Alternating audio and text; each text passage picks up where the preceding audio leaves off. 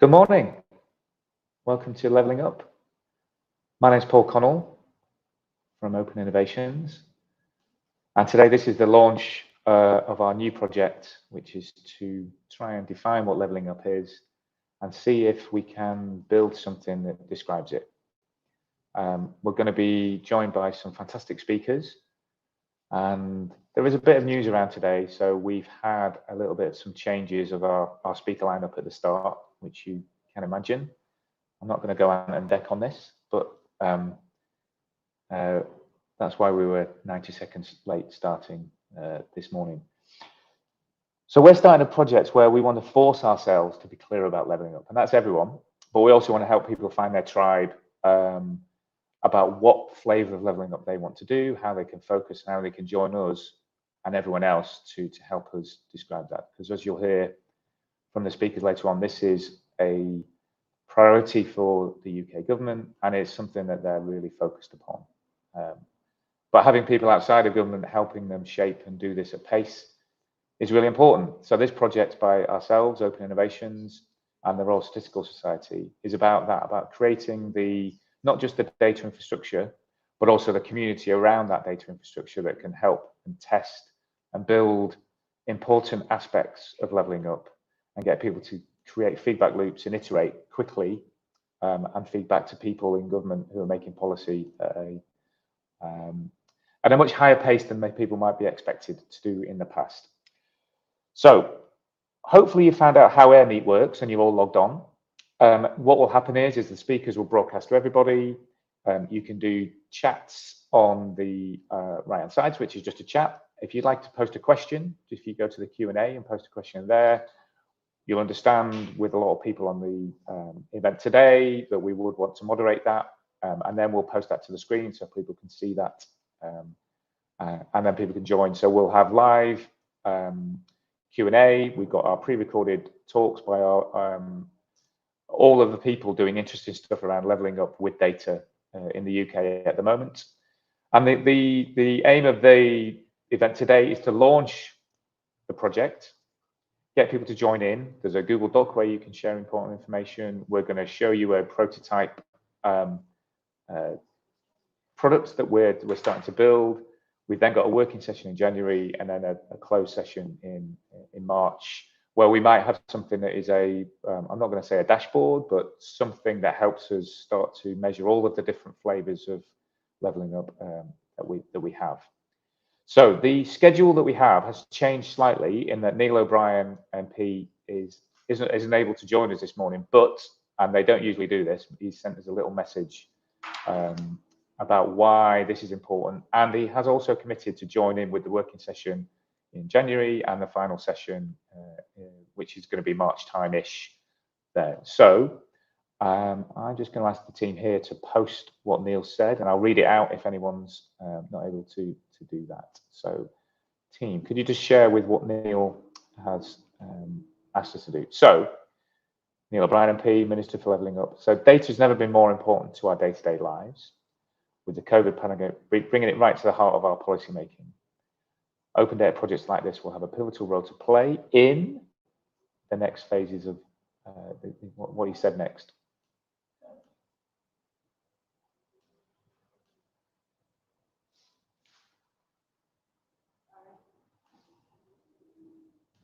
Obviously, there's a little delay here. So because without data, there's no such thing as leveling up. That's really important. So government is already committing that they need data to drive leveling up. It acts like an X-ray machine in our economy and tells society at large, showing us where the problems are, and it tells us what methods we need to rebalance the country, and ultimately it will.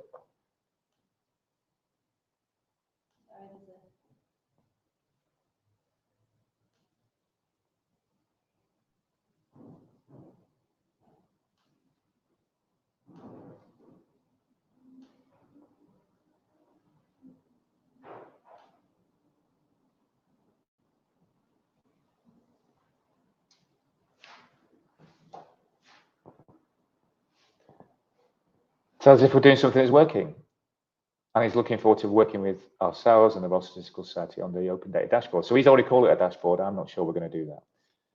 So what's important to this statement is that data is really important to Neil and his team, and also the Levelling Up team in government, that they've asked for information and other people to join in alongside them so that they can iterate much quicker than they have done previously. You'll also hear from some of the talks about talking about real-time data, information that matters, and also that not just one part of the Levelling Up landscape, spectrum, tribe, whatever you want to call it, is more important than the others. They all matter to everybody at the same time. So that's hard to manage. So what we're trying to do is set this off with a number of speakers that are going to help us understand those different aspects. Then we're going to talk about the data, and then we're going to show you something that might just work. So I'd like to invite now Tom Forth, who's the head of data at Open Innovations, to join me on the stage, and he's going to talk about what's important to him.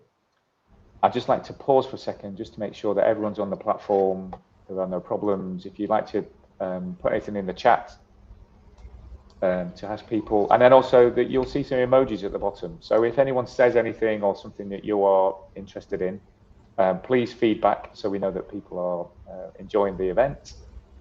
And now, as I've stopped filling, and it looks like everyone's on the platform, everyone's there, and I'm going to hand over to Tom, who's just going to tell us what we think about levelling up, some of the aspects of data, but also a little bit of a hint about what he's going to talk about later on when he demonstrates our dashboard. Thanks, Paul. First of all, my apologies to the events team running this, because I managed to get logged in about 3 seconds ago after restarting my computer, but that's the joy of the internet and live streaming. In the end, no one noticed, right? Paul stylishly covered for me. So welcome everyone, thanks for coming. Levelling up is probably something that we've been thinking about here in Leeds for nearly a decade. It's part of what we're about. And I think that it's really welcome that for the last 2 or 3 years, it's become absolutely mainstream in terms of UK politics and UK discussions in lots of different places, right? So it's obviously the word was used in the Conservative Manifesto, but the concept has been around for a very long time. And I think that what we started to see when the word was used and when the word was, I would say, overused, was that people couldn't define what they meant by levelling up. And a lot of people have been critical of that, but I actually think it's a good thing. It's inevitable. We are a country that loves complexity. Now, I have my issues with complexity, but as a country, we love it. And that means that levelling up will inevitably be, I think, all things to all people. That's the only way to build a consensus for it, but also will be contested. And I'm going to outline 6 things, 6 different visions of levelling up. And I think that the 6 different visions ultimately are about 2 choices. And the first choice is, do we care about places or do we care about people? And the obvious response to that is, of course, we care about both. But which do we care about more? So this is a very important question in terms of countries and how they think about themselves. If we think about England, if we think about France, these are people countries. These are countries where we are one unit, one body of people. When we talk about fighting poverty, fighting exclusion, we think about doing it everywhere in the country for everybody here. We have in this country a National Health Service that provides equal care, equal health care to all people. We care about everybody and all people. So when we talk about, let's say, fighting poverty, in England, we talk about targeting the areas where people are poor, wherever they are poor. There's another type of way of looking at levelling up, which is quite foreign to us in this country. It has some elements of thinking about it within the UK, but within England, it's quite foreign to us. And these are the ways that many countries, such as Germany, Canada, Australia, the EU, the USA, think about levelling up in a very different way. They don't think so much about people as they think about places. And of course, places are made up of people. That's what places are. They're not really points on a map. They're the people who choose to live in those points on the map or work on those points on the map. People who have family at those points on the map. But when they talk about, let's say, fighting poverty, often the way that they will think about things is in a decentralized way. They will say, this place has high poverty. We need to get resources to them so that they can fight that poverty locally. So we have the people approach, which is we will treat the whole country equally, and people will be targeted to be brought out of poverty, helped to achieve as much as they can wherever they are equally. That's your people view. And we have a places view, which says we'll look at where in the country is doing well and where in the country is struggling more, and we will assign resources to the different places such that they themselves can work on the problems that they think are important. I think there's another split that we have, which is a three-way split, and that's between what we think we want to achieve with levelling up. Do we want to improve the strength of the economy? That is usually measured in something like GDP. It could be measured in wages. It could be measured in corporate profits. These are the type of words and numbers that people who talk about the economy being important use. We might think that actually the economy and GDP aren't that important. What we care about is the money in people's pockets, their purchasing power, what they can afford to do. Can they afford to take the bus? Can they afford to put food on their family's tables? Can they afford a nice new car? Can they afford a home extension? That's actually a little bit different to the way of thinking about levelling up in terms of the economy. The economy, as I say, is thinking about GDP, wages, but purchasing power doesn't necessarily mean that. When we have taxes and when we have benefits, the amount of money that people have is very different, in fact, to the productivity of the economy that they live in.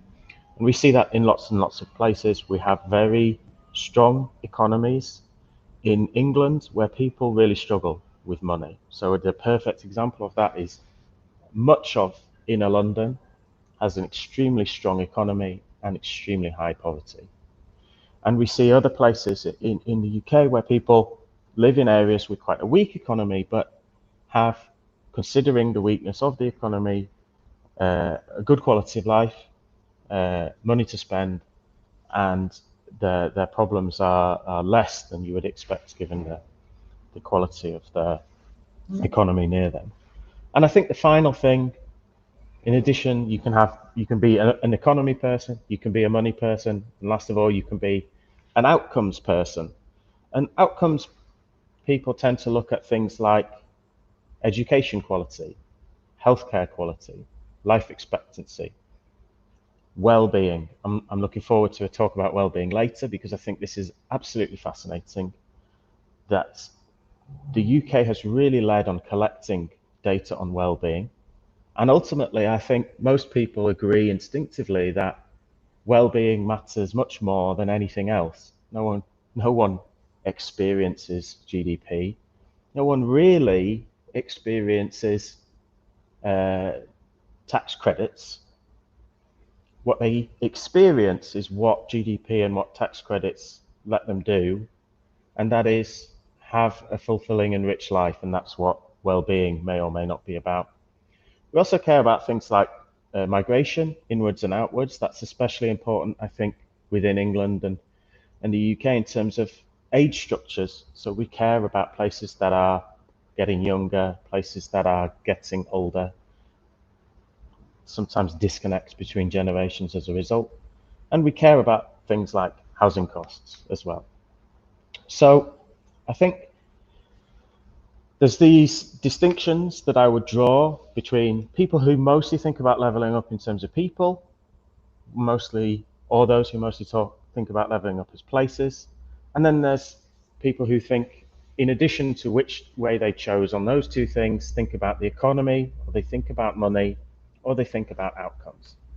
And I wanted to give an example of some well-known, most of these are kind of policy institutes, and I think it's useful to use policy institutes and think tanks to just give a flavor or give a an idea of which people sit where in this discussion, because I think that they're allowed to have public opinions about this. We may think that government and political parties have certain opinions on these things, but they generally will not be quite so open about them. So if you want to talk about think tanks and policy institutes and researchers who care about places more than people, they care about people, but they care about the people because of where they live. That would be someone like Centre for Cities, obviously Centre for Towns, but you also get people like Centre for Policy Studies who've recently published a report looking at places very specifically. And you'd have something like IPPR North as well. So IPPR North, the clue's in the name that they care about places. They care specifically about the North within the UK. If we think about places that are more interested in people, you'll generally find national institutes, but you'll also find places that are very interested in inequality across the whole of society more than they are about inequality across places. These are often big things. Policy Exchange were probably one of the early think tanks and policy groups to think about levelling up. It was unpopular, a report that they famously wrote, which was somewhat unfairly simplified down to everybody should leave the north and move to the south. But that was clearly a people argument. What the report cared about was levelling up people's opportunities within the UK. And places could take second place to the importance of people. But I think we would also look at institutes like the Resolution Foundation or the Joseph Rowntree Foundation or the What Works Centre for Wellbeing, who we'll hear from later. And when we think about these organisations, I think most strongly what they care about is the best life for the most number of people for all of the UK, without caring too much about whether the person whose life we want to improve, dare I say, whose life we want to level up, is in a particular place or not. So that's your difference between people and places. I think as a clue, if the name of a think tank or policy group or advocacy organisation has a place in its name, it's probably going to be interested in places. And if it doesn't, generally it will be interested in people above places. And I think we can also look in another, if we look at the second angle, which of these organisations think about the economy. I think if you read anything from Centre for Cities, and we'll hear from Centre for Cities later, you will hear them talk a lot about strong economies, growing GDP, increasing productivity. I think if you listen to someone like Centre for Towns, you will hear much more talk about universal services, improving well-being, increasing dignity. And this is a clear distinction between not just the two organisations and which places they most proudly represent, and the clues in the name on that one, but also what kind of outcomes they would like to see.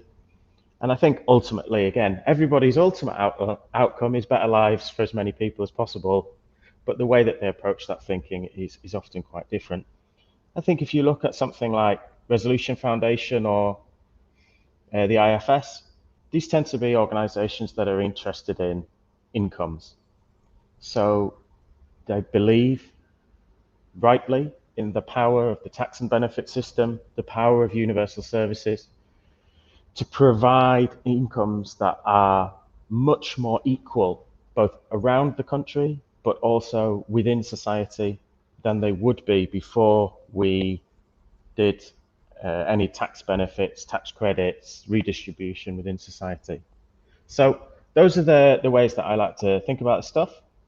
I think that all of this stuff is going to be on the web after the event today. The key reason why I want to wait is that I want to hear what everyone says and try and put them into the 6 boxes I've got.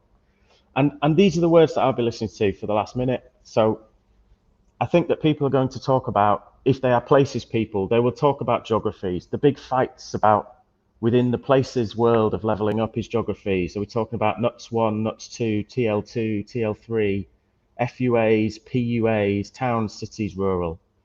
I think there'll be a disagreement between many people on algorithms for measuring inequality, since inequality is largely what we care about, where we talk about Gini, dispersion, coefficient of variance, standard deviations, 80-20 ratios, top 1% ratios.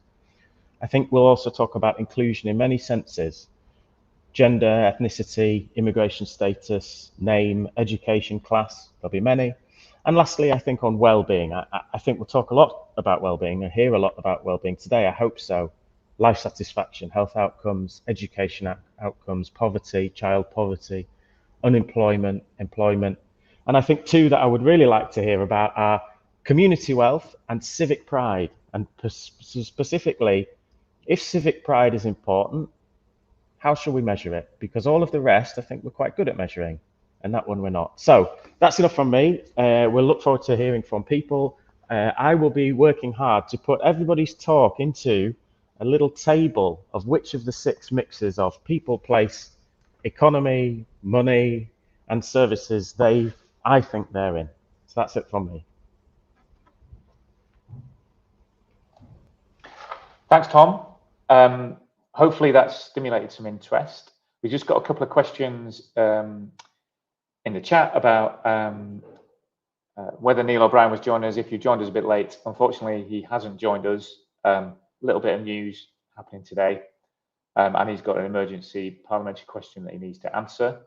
Stian Westlake, CEO of the Royal Statistical Society, was going to join us.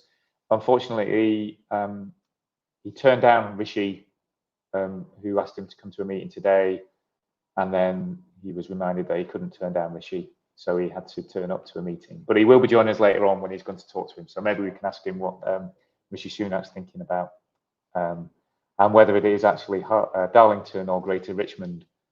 We can talk about that place as well.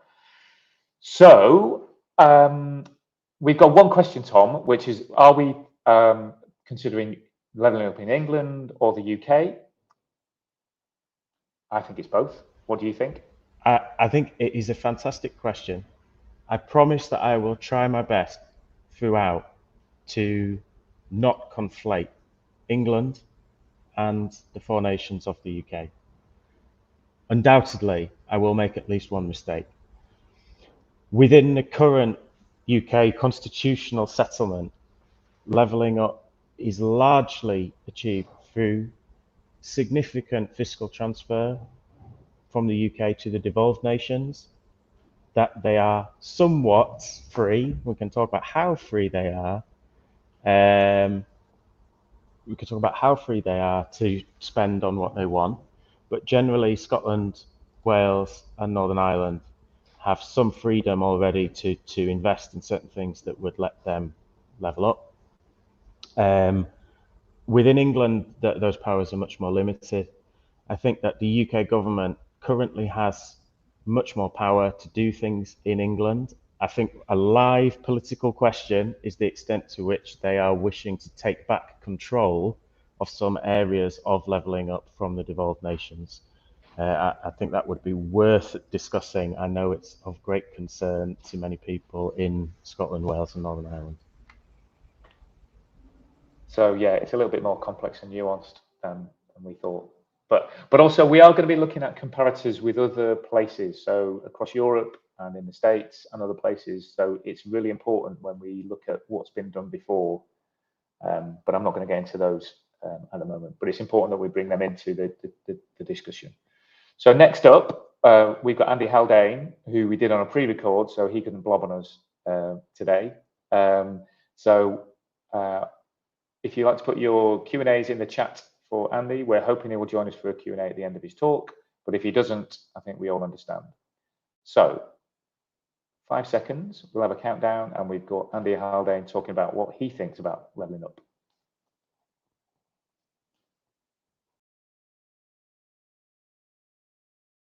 Hello everyone, my name's Andy Haldane, and I'm currently here working in government on all issues around levelling up. Many of you will have come across me, I think, previously when I was at the Bank of England as the chief economist.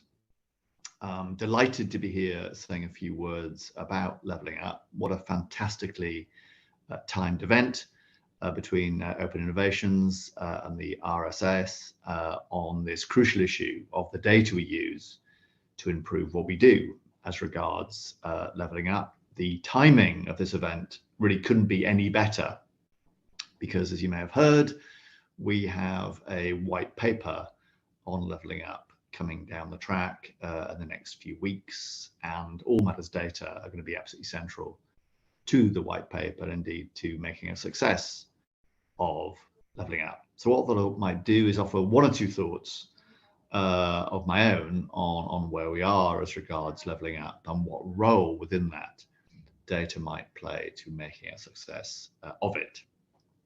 So to start with something I think you all know, but just to reinforce, which is to say that levelling up is one of, if not the signature issue of this government, and indeed is one of the signature issues, I think, for the whole country.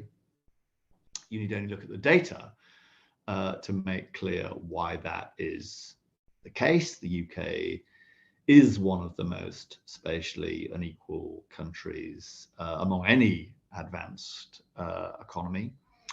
Those spatial differences have been widening over the course of the last at least 50 years, to the point where those differences are back to the levels last seen in late Victorian times more than a century ago.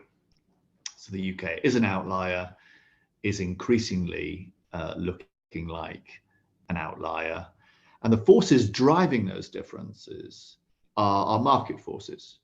The forces of agglomeration, which are becoming, if anything, increasingly potent over time. And so potent and so powerful are those forces of agglomeration that you need an effective spatial policy, an effective levelling up policy, if you are to close those differences over time. And the fact that those differences have been widening over time suggests that hitherto we have not had such an effective spatial policy. We now need one, and that's essentially what the white paper will be all about. And to be clear, I think the size of the prize here, if we get levelling up right, is very considerable. This is about unlocking potential right across the UK. That is to say, this is a strategy of not how we reslice the pie. This is not robbing London to pay Liverpool.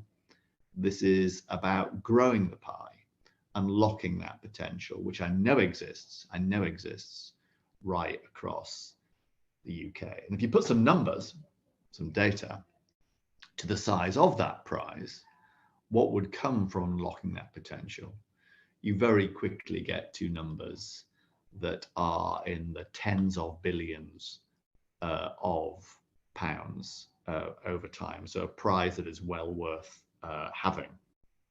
So the question then becomes, how is that prize to be unlocked? What needs to happen? Well, one thing that clearly does need to happen, first and foremost, is for us to understand our economic geography. Now in the UK, that geography, economic geography, is very rich and very complex. It's not just about the economic outcomes, like jobs and incomes. It's also about social outcomes in places, and indeed about health outcomes in places. So if you're telling the full story of the map of the UK, you need to blend together those economic, those financial, those social, and those health-related factors. And it's also a distinguishing feature of the UK's map that often its geography is hyperlocal. Often we see sitting cheek by jowl pockets of real success, of affluence, right alongside pockets of real deprivation, where economic and financial and social and health outcomes are well below what you would wish. So just understanding the map of the UK is very complex and hyperlocal, and therefore requires hypergranular data to begin to make sense of it. And then when it comes not just to understanding, but to tailoring policies or tailoring decisions to close those spatial disparities, you then also need that hyperlocal, hypergranular data to be able to craft locally tailored solutions. And the potential users of those data are many and various. Of course, it includes central government and the many and various arms of policy, but it also includes, crucially, and indeed increasingly, local leaders. Ultimately, as we follow the path of greater devolution, it will be those local leaders that will be empowered to make those local decisions based ideally on local data. It includes the research community. You know, I very much want us to activate and catalyze a great deal more research on what works by way of spatial policies, to learn from our experience, to learn from experimentation about which interventions work and why, and as importantly, which do not. And a final user group I think that we need to empower with data are the general public.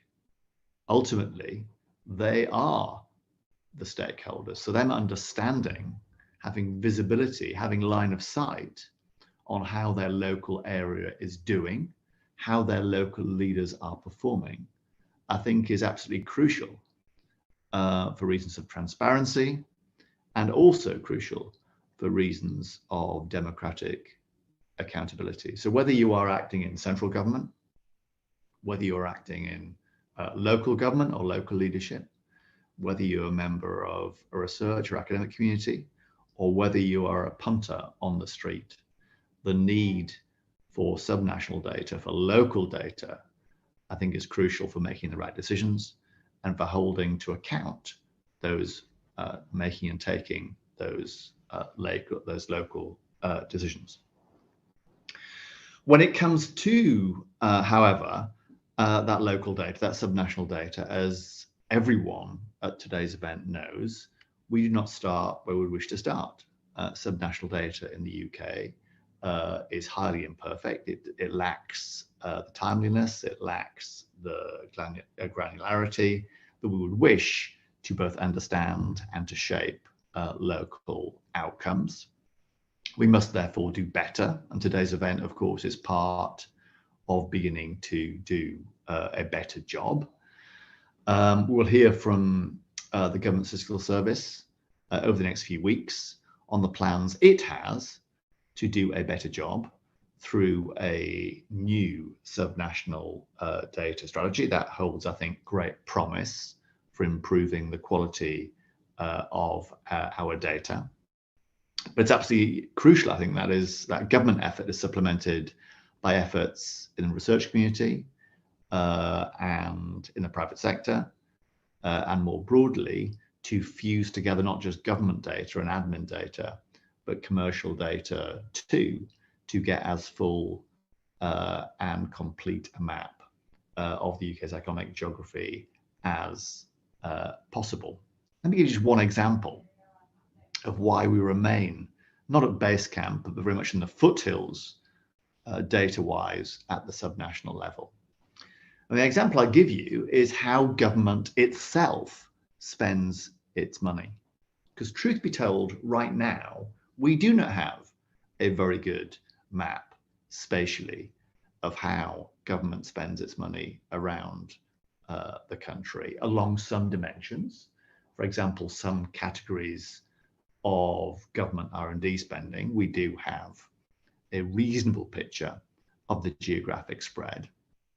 But across many more of the other arms of government policy, we simply currently do not have as good a picture as we would need to understand where government is spending its money and where its activity is concentrated. And that needs plainly to change. You cannot run an effective spatial policy if you don't have effective spatial data on how your money currently is being spent. And of course, once you have the data, you can do lots of fancy pants things with it to bring it to life, including interactive maps and dashboards and data visualizations of various types. And I think those also hold huge promise for improving both our understanding of the UK's economic map and, crucially, then using that as the basis for improved decision making about how we reshape that map in a way consistent with levelling up. I've been really struck, for example, by things like the Opportunity Atlas that Raj Shetty in the US has put together as a way of understanding the geography of the US and what it means for individual people's outcomes and lived experiences generationally over time. Currently in the UK, we are a million miles away from having something as longitudinal and granular as Chetty's Opportunity Atlas. But in the fullness of time, I think events like this could hold the prospect of us having something that could meet the needs of that atlas. So with that, let me just say how much I'm looking forward to today's event. I think it holds, both this event and the program I know you have planned after this over the next few months, I think holds out real hope of us being able to make a great leap forward when it comes to data on the UK's economic geography. And in that way, that foundation is then, stone is then laid for making a success of levelling up itself. Thank you all for listening and look forward to the conversations during the rest of today. Thank you.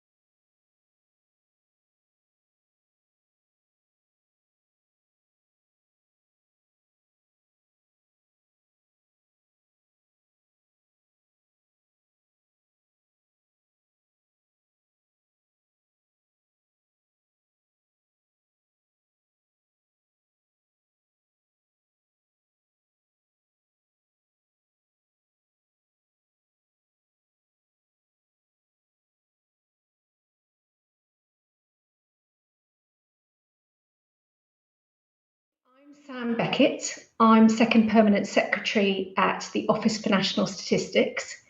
And the independent ONS and the wider government statistical service is all about improving public understanding of the economy and society so that citizens, businesses and policymakers can take better informed decisions. And good subnational statistics are crucial for any decision that requires a targeted approach. And that's almost all of them, be that the government's levelling up policies that we're talking about today, but it's also true for net zero or for understanding the impacts of the pandemic. So I am very pleased to say that we'll shortly be publishing a strategy setting out our vision for subnational data and statistics. Now, this strategy is the result of collaborative effort across the government statistical service, and it's going to provide a framework to guide the way we produce and disseminate subnational statistics in a more timely, granular and harmonised way. And there is a lot of work to be done. There are lots of long-standing gaps of different kinds, and in many cases, data is planned and published at UK, GB, or at regional level only. Now, that often happens for really very understandable reasons. It's about ensuring international comparability. It's about mitigating the risk of low quality because of low coverage, because there are higher levels of uncertainty around the more granular results. There's issues of confidentiality, or the topic is devolved. And on that final point, coherence and harmonisation of statistics across the 4 nations of the UK is an area which we really want to address. And we've been working with our statistician colleagues in the DAs to do just that. But however understandable the reasons are, these gaps are very significant. Just to give you 3 examples, the first from the area of public sector finances, take income tax revenue data. Now that is only published at the regional level, and it takes nearly 26 months to get that data published. So we're developing a method to model this data using admin data from the PAYE system. And that'll enable it to be both more granular and much more timely. Think about inequalities within regions. We know those are bigger than those between regions. And ONS work has already shown that of the 20 local authorities with the biggest deprivation gap, 17 are urban areas in the north or the Midlands. Now that's a great insight, but we need the data that's below the local authority level to really understand these inequalities. But the final one I'll point to is investment in infrastructure and R&D. Now we know these are a key cause of variation in regional productivity performance, but we don't have sub-regional breakdowns. Again, we're on the case. ONS are currently developing these, and we'll be publishing some experimental data in March. So the strategy is about seeking to address these gaps and more by committing to produce more timely, granular and harmonised subnational statistics, giving users the flexibility to select the geographical options for the data that's best suited to their needs. It's about building capability and capacity for subnational statistics and analysis, methods for sharing and linking data. There's loads of ethics and law involved in this, so we need to grow our knowledge and expertise. And finally, it's about improving the dissemination of statistics. They have to be accessible in every sense of that word and to all of our users, and they've got to meet their needs to be of value. Bringing these 3 themes together, we have a plan for an Explore Subnational Statistics service. That's going to be a one-stop shop for the dissemination of this subnational data, organised by standardised geographies, but also enabling flexible user-defined areas. It'll have a public version and an accredited research version to it, recognising that the more granular data is, the more the data is likely to be disclosive, and the more secure we need to ensure that it is. And to deliver and coordinate all this, we've established a new subnational statistics and analysis division in the ONS, and they are working very hard to continue to enhance the evidence base and deliver the strategy. And we've got a couple of new instalments to add over the next few weeks, which we are looking forward to. The first is an article with experimental data that breaks down annual gross value added data to its lowest output estimate. The published set will have estimates for middle layer super output areas. Now those are 2,000 to 6,000 household units in scale. That can give you travel to work areas. You'll be able to identify towns. And alongside that published data set, the ONS will also house the full lower layer super output area data set. Now those are down to just 400 or 1,200 areas. We'll have to hold those securely. Researchers will be able to access those and do so in a safe and secure way that deals with issues of disclosure. So users will be able to build their bespoke areas. That's a key element of this. To give you a good example of that, there's often interest from the Welsh Government in how the Welsh valleys compare with other types of places. And that's a geography that's not routinely published. but they will have the ability to create it from these lower level building blocks, and that's going to be enormously helpful to them. The second instalment is an article on towns and local industry structures. Now that's going to give us insight on those places that are dominated by industries that could be affected by structural changes to the economy, be that new trading arrangements following EU exit, the COVID pandemic, or indeed working towards net zero. And alongside filling these gaps in our core statistical offering, we've got our data science campus, and they're looking at complementary indicators that are often more timely than waiting for those official statistics.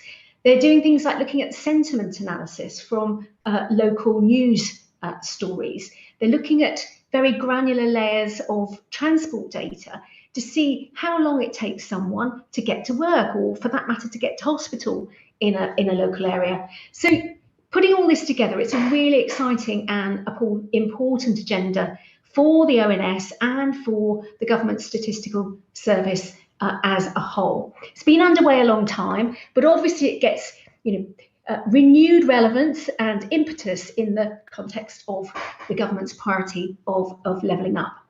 And there's a couple of others. Now is a great time for subnational statistics here at the ONS. The first is our integrated data service. Now, this is a multi-cloud data platform that will revolutionise our ability to collect, to share, and to link and disseminate data safely and securely, not just for the ONS, but across government and our partners outside government. We're in the private beta stage of that at the moment, but we're on track for the public version next year. The second, of course, is the census. Those results start appearing next year, giving us fantastic granular and up-to-date data and insights. But actually doing the census, we have learned so much about local engagement, about the methodological challenges and solutions, and modern dissemination methods, because it is a mammoth exercise. And we're going to build on all of that to help us with the strategy. Finally, a word on dissemination. This is absolutely key. And the ONS is already focused on making data accessible and easily understood. So we've developed and published a number of innovative data visualization products and interactive tools to engage people and provide actionable insights for policymakers. We have published 2 place-based scrolly telling tools. They give you a way to get an interactive storytelling experience, if I can put it like that. There's charts, there's data, you hover over things and more information pops up, and you can really interrogate what's available for a particular place on a particular topic. And we've had great feedback on those.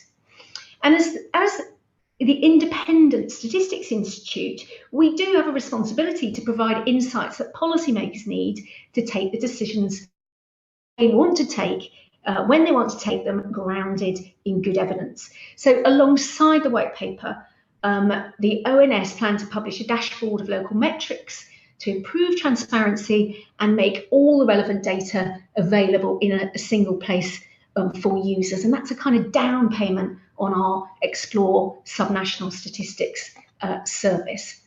I'll end just with an invitation. Come and collaborate with us at the ONS. Come and engage with us and our data, our statistics, and our analysis. We see ourselves as providing a service, not just to central government and the public at large, but to local areas. We work closely with the combined authorities and with the devolved administrations, but also our users, academics and charities, people like you today in the audience. And we want you to make the best use of the knowledge, data and skills that we have, and to share your knowledge and experience with us. So do come and engage. And thank you very much for inviting me to speak.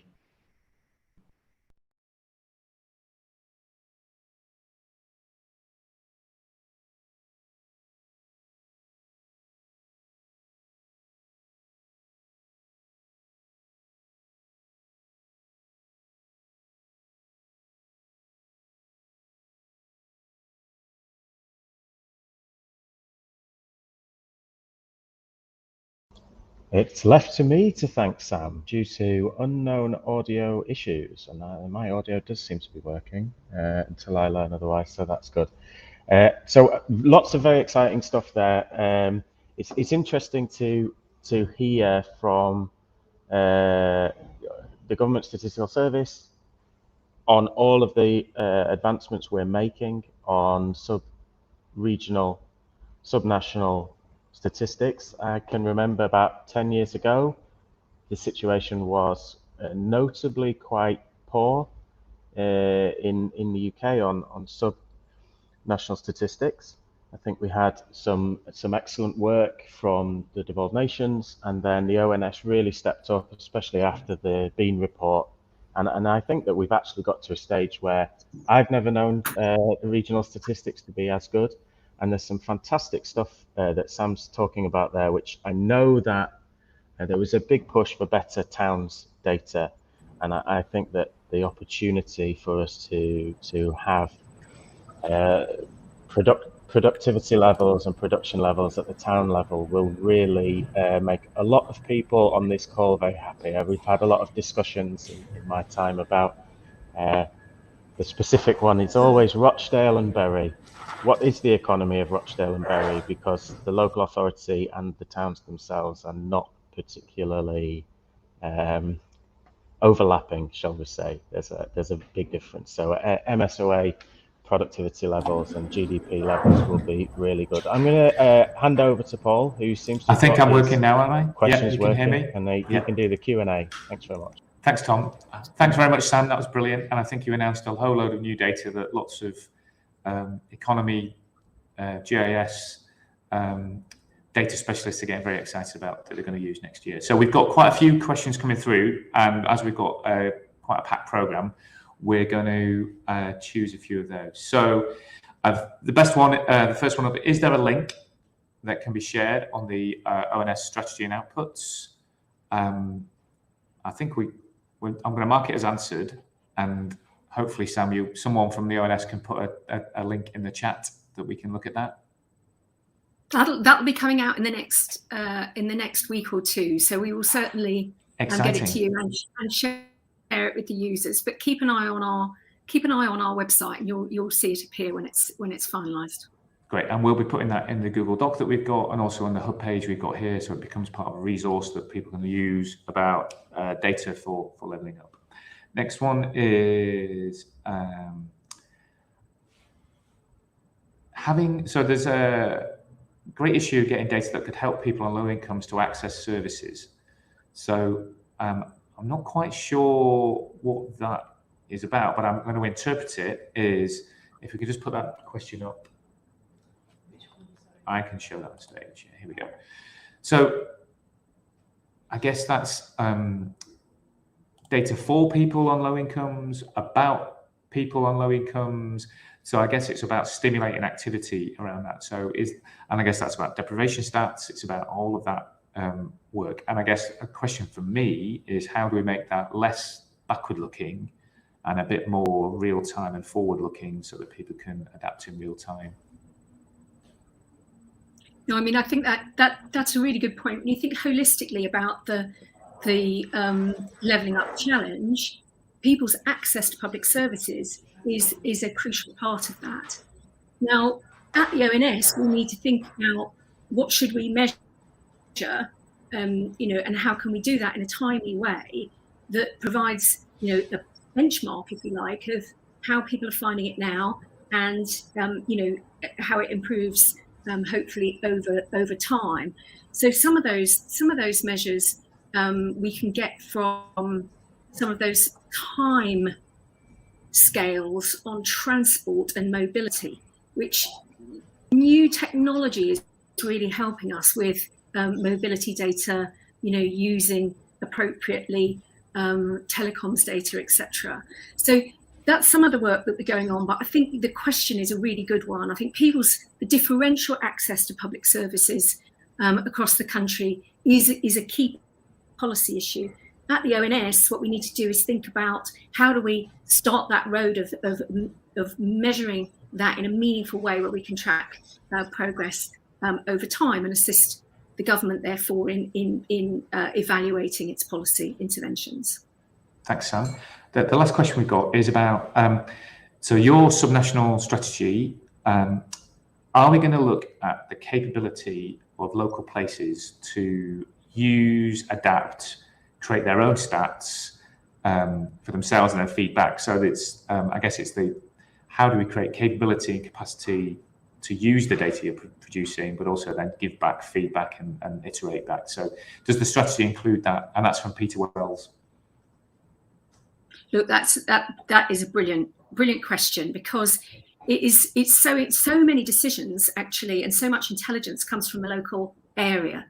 In gathering really granular statistics, but also in utilising those in evidence-based decision making. So we actually do quite a lot of collaboration with local areas, not just the devolved. I talked a little bit in the pre-record there about work with the devolved administrations, but we also have a liaison group with the combined authorities, and we deal with some of the more proactive local authorities, etc., who come to us. We've got quite a long standing relationship with some of those areas, but it's so patchy. To be frank, some local areas have got fabulous data, metrics, and statistics on their local area, and they do rely on ONS statistics, but they've got so much more when it gets down to those sorts of granular issues like access to public services that the previous questioner mentioned. Other areas really need assistance in building the capability and getting the data in a sort of timely way and put together so that you can draw those insights from it. So what we hope to do is put all the data that we can together so as it can be linked and shared on our integrated data service, and then make sure that we are providing the tools that enable people to interrogate their area. So in a sense, they can draw their own geography. They can decide if they're interested in on a regional layer or a town layer or a very granular, middle layer super output basis. So you sort of draw your own insight. But I would absolutely love to have a broader partnership with local areas where we kind of assist them in developing their own evidence base and the way they want to draw on both national and local statistics and make them and link them in ways that gives them insight. Obviously, that is quite an expensive program if you're going to reach out right across, let's say, all the local authority areas. So it's a long-term vision, but we start with getting the data held in the right place in a way that can be interrogated. We already partner very successfully with some combined authorities. Indeed, it was their constant demand for the investment and R&D data that's made us progress that, because that has been a big demand from local leaders. So we do a lot of that liaison. We would love to do more, and that's definitely part of the long-term vision. Fantastic. If only there was an organisation that did open data and collaboration at pace that could help you out. Maybe we could look around for one of those. It's my invitation for collaboration. Yeah, that'd be absolutely brilliant. Let's see if we can do that together. So thanks very much, Sam. Unfortunately, we're running out of time. Again, we could have spent a whole morning talking about the ONS developments and what we're doing there. Lots of love coming through on the emojis there. So thanks very much, Sam. Round of applause from us to you, and hopefully you'll join in. And we'll be putting all of this on the Hub page. It'll all be video recorded. So please join in with what we've got now and what happens next. So next up, we have... Thank you. Thanks very much, Sam. Next up, we have Nancy Hay from the What Works Centre for Wellbeing. And I guess if you listen to Tom at the start, this is a different approach than some others looking at data and levelling up and what matters. So over to Nancy.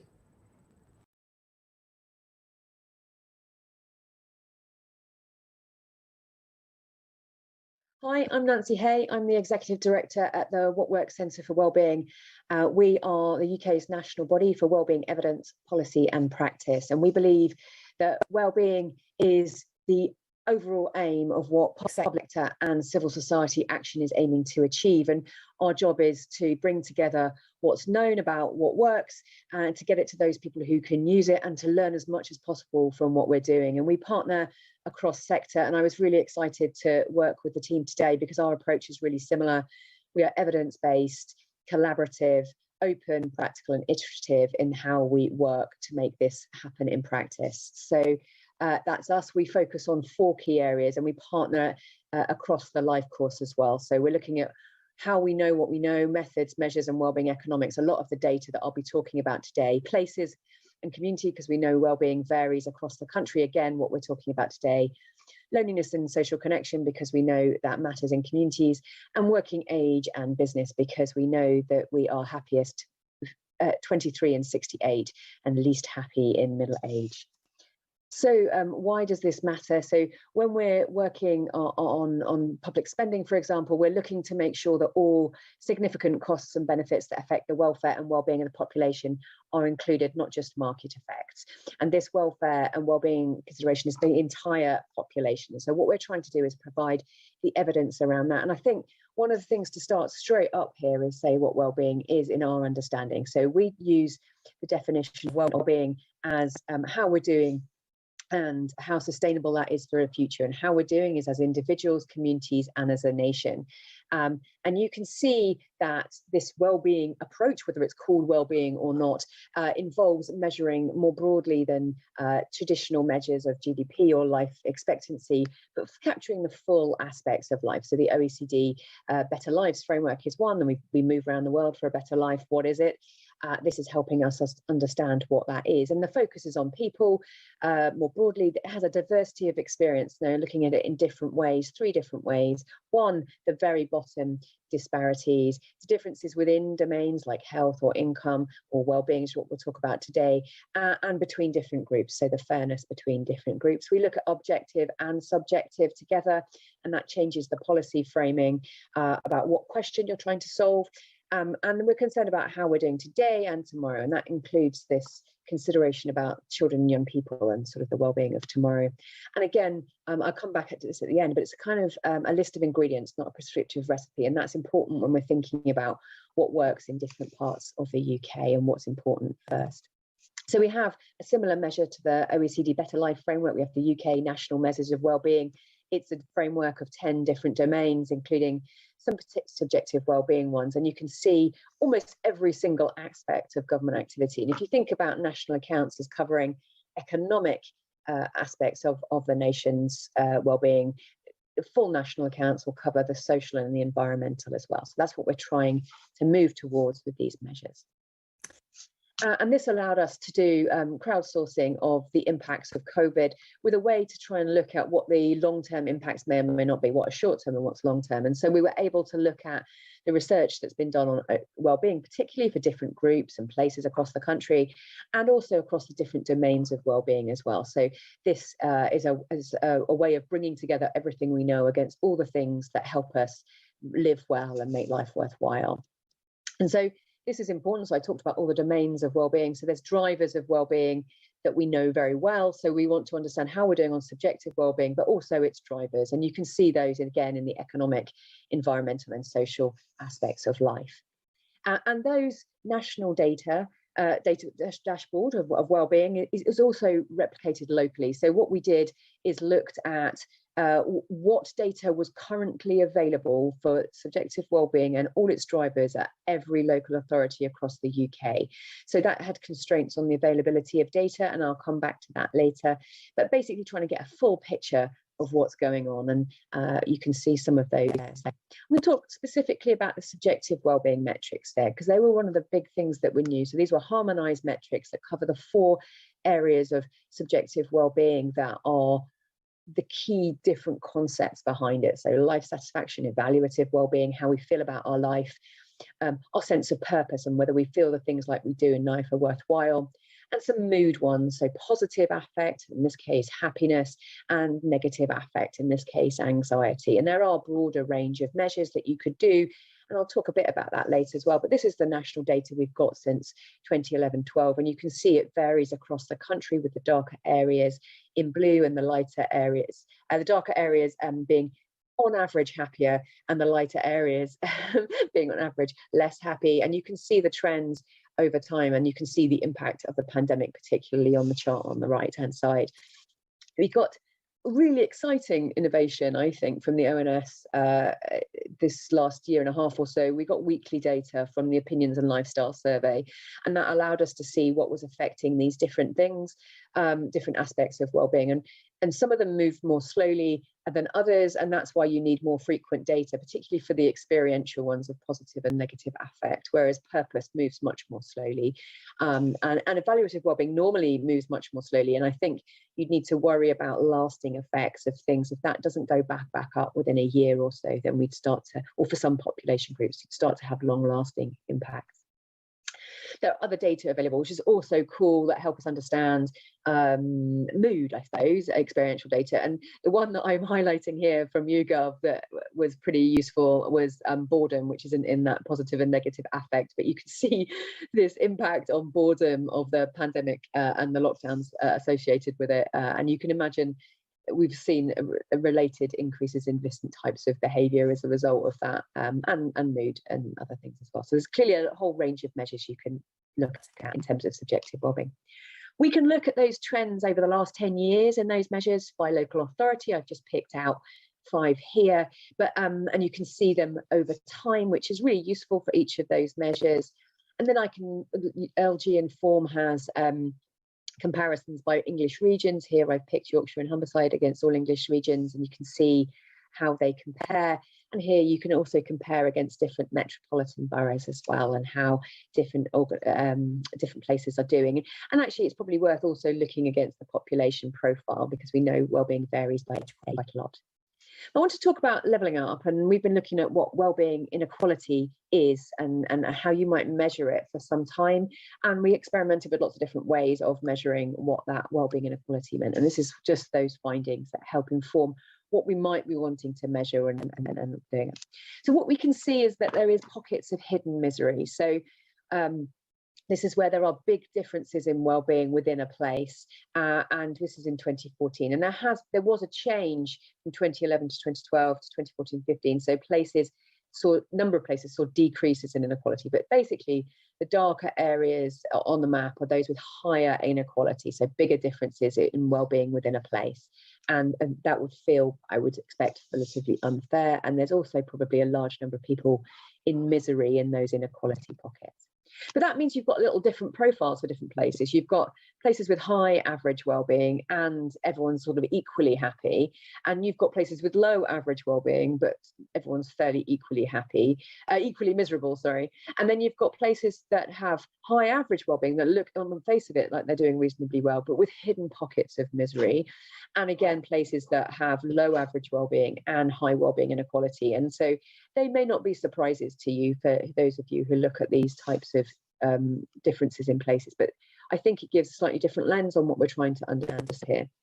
One of the things we do see is usually lower educational attainment gives a wellbeing penalty, but not everywhere, and that was surprising. So people with lower educational attainment did better in some parts of the country, and there was no impact in others. And I think there's also true of job quality, where job quality bucks this educational attainment trend in some parts of the country as well. And then we can also look at those who are struggling most, and this is looking at the average wellbeing for the 40% of those in a local authority with the lowest wellbeing. So really finding out who is really in misery. This is probably relatively associated with things like the deaths of despair type data. And again, this is household data though, so we will also be missing people who may also be probably in the more less happy places in the world by looking only at household data. And ONS have been looking at those populations where they can, and I think that's where other data sources can really help us understand what's going on. We do know who is at risk of lowest well-being: those who feel their health is bad or very bad, have a long-term illness or disability, renters, those who are single or widowed, divorced or separated, and in middle age. So I talked about that low point in the 40s. and those who have the lower education, and men on the life satisfaction disparity, although that has been reducing over the last 10 years, whilst the gender anxiety gap has been increasing. What did we have a look at about what's associated with inequality and life satisfaction across local authorities in Great Britain? We saw that where places that had big differences well-being tended to have lower medium income and high levels of unemployment. That's probably no surprise. And in rural areas, we found they often have a higher average well-being, but often this pockets of misery. And we wonder if that's to do with the impacts of life events such as unemployment have greater impacts on sort of cost of living and transport, for example, in those areas. Places that had smaller differences in well-being, so more equal, had tended to have higher levels of engagement in heritage activities, which surprised us. That's partly because the data was available. Greater engagement with green space, and it was the use of that green space that mattered. And then higher female but not male life expectancy. And you can see the trends in life expectancy have changed across the UK in the last 10 years. With drops in female life expectancy in some parts of the country. And we think that the gender difference there is partly because women have been exposed to some of the risks to health that men would normally typically have. And then we can also see some relations to wellbeing and equality with perceived quality of society, so the satisfaction of government and trust in institutions in particular. So that's the sort of thing we don't know is a cause or a consequence. So lastly, are we in levelling up reducing disparities? Are we levelling up those disparities in wellbeing, or are we after something that is not just captured by GDP and life expectancy and extending those metrics to capture something more that covers life now? So is it about opportunity infrastructure, or is it we can try and act by finding lasting win-wins? So there are challenges that open up new options. So where there are fewer comparison effects, we should get lasting impacts. Where there's little adaptation, we should get lasting impact. And that stability and welfare safety net we saw from the pandemic was particularly key. So some quick questions on the data, just to finish off, because that's the challenge today. Under 18s data, please. So we can see some fantastic work from the Children's Society, who provide the national statistics for under 18s. That has been a negative downward trend on satisfaction with life as a whole over the last 10 years. And that's starting to be changed by the Children's Commissioner and this Be Well across Greater Manchester. But we don't have as solid data for under 18s as we do for adults. And that's important because there are some interesting different trajectories that people within that, so averages are hiding it. So we do need these bigger sample sizes. We also have data for every local area in the UK using existing data, which I mentioned, and you can see what that shows you in terms of local conditions, in terms of how equal places are, how fair they are, and how we're doing on the environmental aspects of sustainability. But there's some needs we identified what was currently available and what was ideal. And there's a need to narrow the gap between existing data and ideal at ward level. So trying to use this at a local authority level, we actually need data at a more local level. And there's actually some domains where we struggle to find high quality information. So around job quality, about adult education participation, about satisfaction with place and housing, which I think will be important to levelling up, and the close support and neighbourhood belonging. Again, finding local area data or that would be useful for understanding the level of impacts we're likely to see need to be improved. And we can also see firm and school level variations, and there's data available for settings like that as well that are increasingly being used by the workplace, by the education sector and others. So lastly, 3 data challenges. We've got a lot. We need increased visibility and use of what we already have, and this can provide, as we've seen in Scotland, Ireland, Northern Ireland and Wales and other parts of the country where it's used in joint strategic needs assessment, a shared evidence base for all sectors to work from. So we're understanding the same picture that's going on and making that accessible and visible to not just public sector organisations but more widely across places. It's a democratic source of information. And then even better if we need, I've highlighted those areas about where we need information on some of the drivers, but also more rapid data to help us understand what's going on more quickly rather than just looking back belatedly. And then this is a recipe, not a prescription as well. So helping make sense of what that data means, how it weights, how you link that with weightings, how we set priorities and goals, And what we would really like to do at the centre is move towards more live evidence collation about what's going on. So anybody who's working on how you do that would be really fantastic, particularly bringing evaluations in real time and adding that to the data set. So thank you very much. That's we're levelling up life satisfaction. Fantastic. Well, thanks, Nancy. Nancy might be having the same problem I had, in that she might not be able to speak. So I think Nancy's going to join us on the stage now. Is that right? Here we come. And we've got a couple of questions in the chat that she might be able to respond to by text rather than verbally. And I've got a couple of questions as well, which is at the top of the shop, Tom talks about the difference between people looking at places and people. I think what we heard there was a very much a places and people review of how people view the world at their time. And as a middle-aged man, I'm very interested in all this data and how you feel and the well-being of this. So it looks as if Nancy's not been able to join us on this. Oh, I'm being told stage left. Here's Nancy. And we can hear you, I think.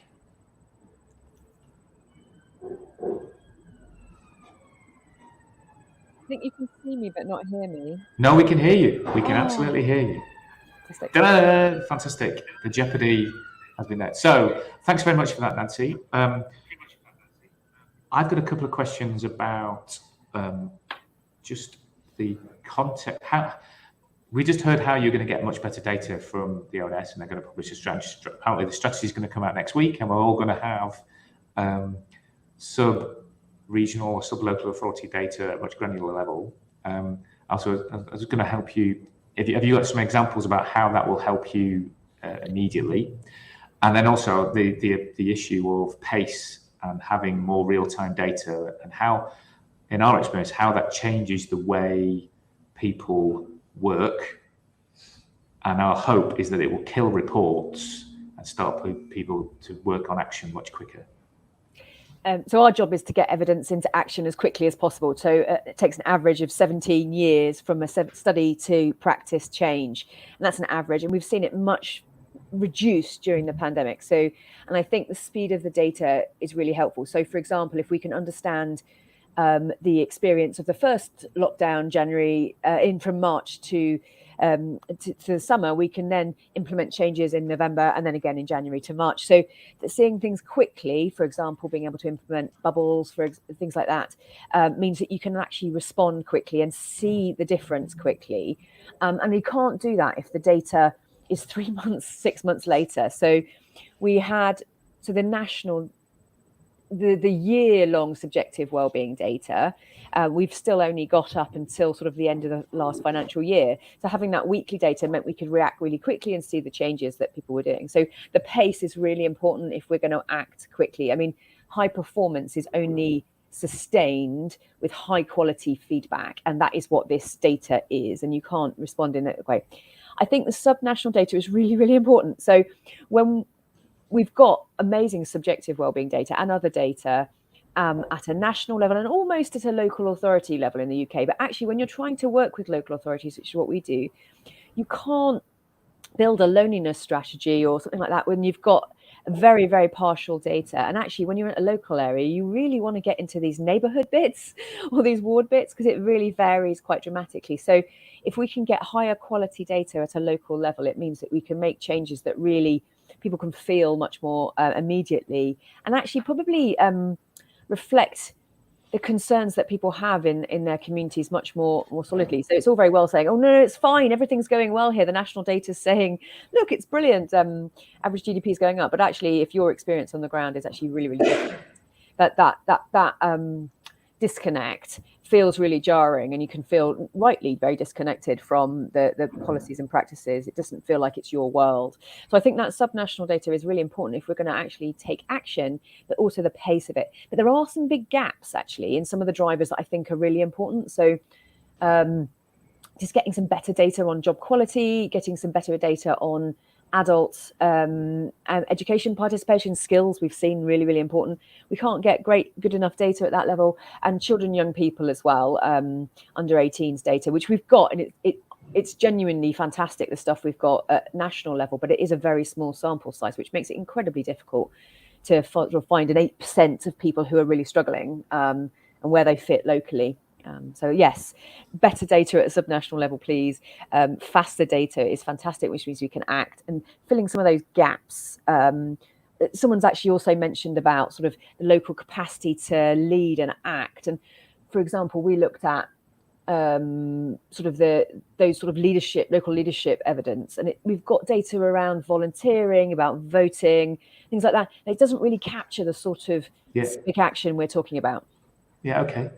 And I think what I'm, my glass is always half full, so I'm looking for positives out of the pandemic, and the lack of, or the increased amount of action, and my own ambition to kill all reports, so that the output of a work is not a report, it's actually an outcome, and much like an action, is something that I think it's incumbent on us all to stop demanding a report out of some work. It's what should we do, an experiment, and some actual work. We've got a couple of questions that are specific. So we've got Erica from the RSS would like to say, could you define heritage activities? That would be good. Yeah, that's a great one. So heritage really surprised us as a driver. Engagement in heritage activities is quite a specific thing. It's about equality of access to culture and leisure type activities, I think. But it's because we had the RSA Heritage Index that we were able to do that analysis and look at how it made a difference or not in the place. So it's not necessarily the most important things, it's what we had information about. But we used the RSA guidance on the Heritage Index for that piece of work. Fantastic. And then could we clarify opportunity infrastructure? I'll just ask you to be just a bit quick on this one, and then we'll fix. Yeah. So I think access to opportunities. So this is, again, I think probably fairly typical in the literature about access to jobs, equality of access to, like, have you got an opportunity in your area that you can do? So I think there's probably other words for this. I think Andy Haldane probably calls it social justice type infrastructure, but making this, I think opportunity is a better way of describing the sorts of things that we're talking about, because sometimes it will be skills and education, but other times it may be healthcare or something like that, or transport. And Andy did mention the Opportunity Atlas, which I think we're all busily Googling and looking up as we go. We had a bit of an early view, so we could look that up. So thanks very much, Nancy. That's been great. I think, we'll be putting Nancy's talk online. There'll be references to What Works Foundation's work and Nancy's work in the Google Docs. And hopefully you'll be joining us over this next 3 months as we start putting things together. So thanks very much, Nancy. Lots of claps. And next up, we have Jodie from DCMS.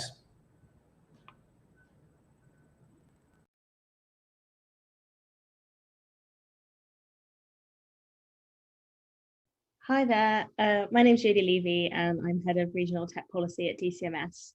I'm coming to talk to you today about a report that we recently released in September this year, looking at the UK's regional digital ecosystems. The context of this report is that we wanted to really make sure that we're understanding the digital economy at a local level, because it's a great driver of prosperity and economic opportunity across the UK. So I'll talk to you about some of the context of the policy in DCMS and some of the aims and objectives of the project, and how we set about to create a bit of a framework to understand what a digital ecosystem needs and what are the things that we need to measure to track and understand its performance at a local level. And I'll explain some of the kind of quantitative and qualitative methods that we used in this analysis, and some of the example dashboards we had for each region and nation. And I'll talk about the headline findings for the report and some of the policy recommendations that came out.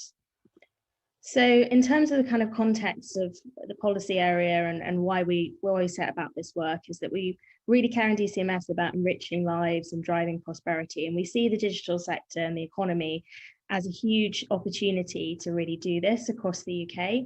The digital sector has grown in real terms by 3 times the rate of the total UK economy since 2015, but we still see a proportion of the GVA for the digital economy very much weighted in London and the South East.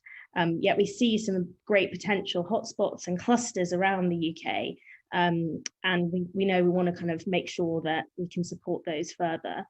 So we set about to understand how we could measure and track the digital ecosystems at a local level, and we wanted to create an assessment framework so we can understand the metrics to understand what we needed to measure and track locally.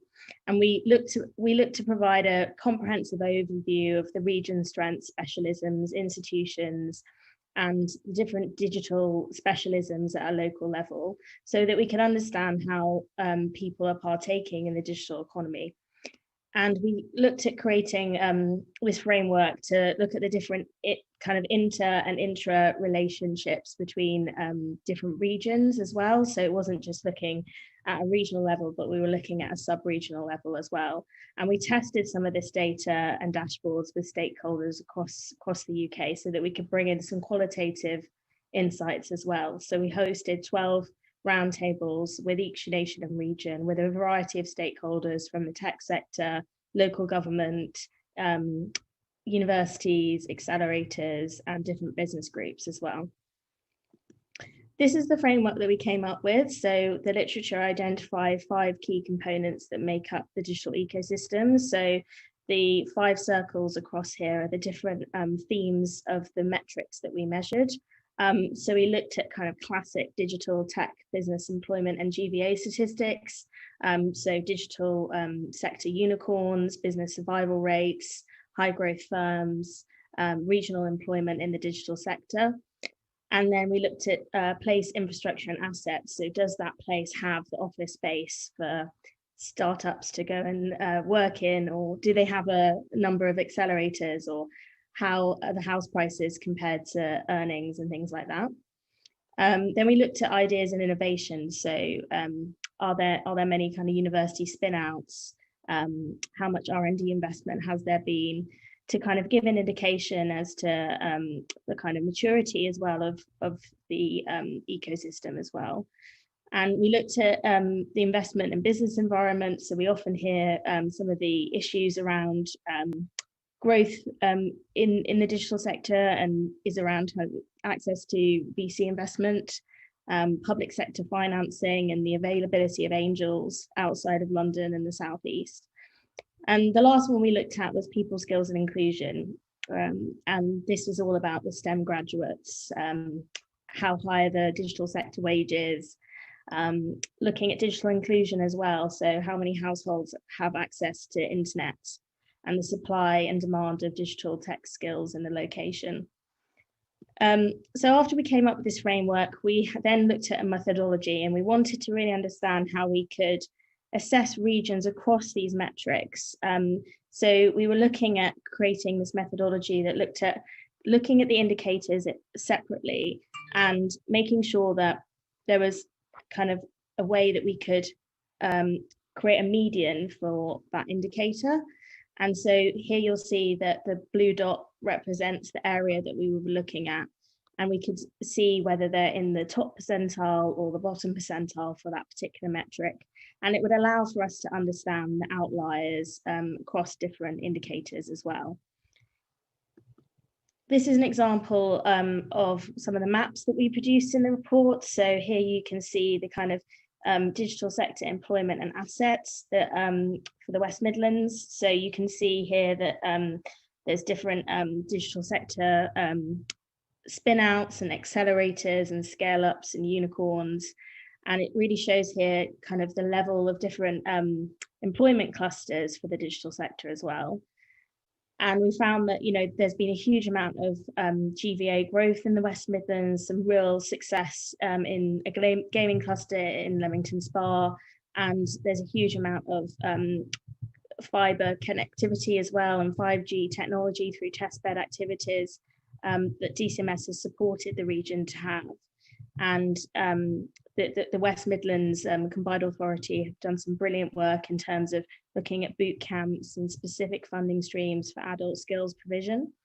But access to finance is still a huge barrier to growth, and is something that is perhaps preventing some businesses from scaling. But there's real, opportunities in areas such as fintech and the digitalization of manufacturing. So we see some great spotlights happening across the West Midlands. This is the kind of data set that we have for the West Midlands. So here you can see that methodology side kind of brought to life. And we really hope that some of this data will be really useful for local decision makers, people who make local digital strategies, to really look at some of these indicators and see where they kind of fit on the spectrum across different locations in the UK. And you'll see that the West Midlands have had quite a strong performance in terms of kind of where they sit relatively. And there are kind of different indicators here that show that they've had a really strong GVA growth over the last 5 years. They're in the top kind of percentile there. And they're also doing very well in terms of gigabit capable premises and things like that. Here's London's digital ecosystem. So the map is like very, very full and a lot more busy, and shows kind of the disparity of measuring every region to London. And you see there's a huge amount of kind of academic spin outs, accelerators, unicorns, things like that. And the startup environment seems very, very strong. And I think it's a different type of maturity at London. So, you see a lot more businesses and people talking about scaling to a larger size. And those are the challenges that they're looking at. And they're looking at international challenges as well, much more rather than local challenges. And they're ranked as, London's ranked as a top tech city globally. And there's a strong kind of cluster agglomeration effect in the capital. But we do see that kind of connectivity is still quite an issue, and the availability of talent is very strong, but there's a huge amount of skills and inclusion that needs to happen in some of the parts of London as well. And here you'll see as well the data. So here's the data set for London. And you can see that on average, prices of houses to wages are definitely nowhere near reasonable for kind of employees and things like that. So we see kind of different strengths as a result. So I'll just move on quickly. Some of the headline findings. So we found that the research confirms that every nation and region of the UK is seeing vibrant growth in their digital ecosystem, particularly in larger cities, which benefit from agglomeration economies and cluster effects. And we had a prediction in the report for every region and nation, showing kind of what the potential opportunity for GVA and jobs would be till 2025. And the overall picture for the UK is really, really positive. So it's predicted that the digital sector's GVA could reach 41.5 billion by 2025, creating a further 678,000 jobs. And there seems to be great prospects for fintech, cyber, health tech, AI, and the digitalization of non-traditional industries. And there's new opportunities for the digital sector since COVID, because the shift to remote working has allowed people to kind of live in many different locations across the UK. We spoke to many businesses who found that they could employ people from all over the world and across the UK as a result of remote working. And this was having a really good impact most of the time. But we did also find that this was also leading to some employers having to compete with salaries across the world. and making, I suppose, employers having to pay more as a result for that increased demand. And access to talent is consistently highlighted as an issue for growth for different employers across the digital economy. And that's definitely something that DCMS has been working on with the new tech talent visa, with TechNation, and increasing kind of our footprint through the local digital skills partnerships, which we now have 8 regions. We now have 8 regions, and they will be supporting the digital skills gap across the UK. And for companies outside London, I suppose the difficulty was also around getting experienced talent. So maybe it was more about having a CTO or a managing director. That was the type of talent that was perhaps more particularly acute for getting. And yeah, so it's definitely something that we're looking at. And the availability of growth capital, like I said earlier, so getting that VC investment is definitely something that we see as an issue outside of London, and the British Business Bank is doing tremendous work in terms of growing that regional investment through their angels programs and their regional funds. So in terms of the policies and the kind of forward look, the report found that we need to ensure that every region and nation has a good digital incubator to act as this physical hub to create that agglomeration effect and to create a kind of networking opportunity for the digital ecosystem.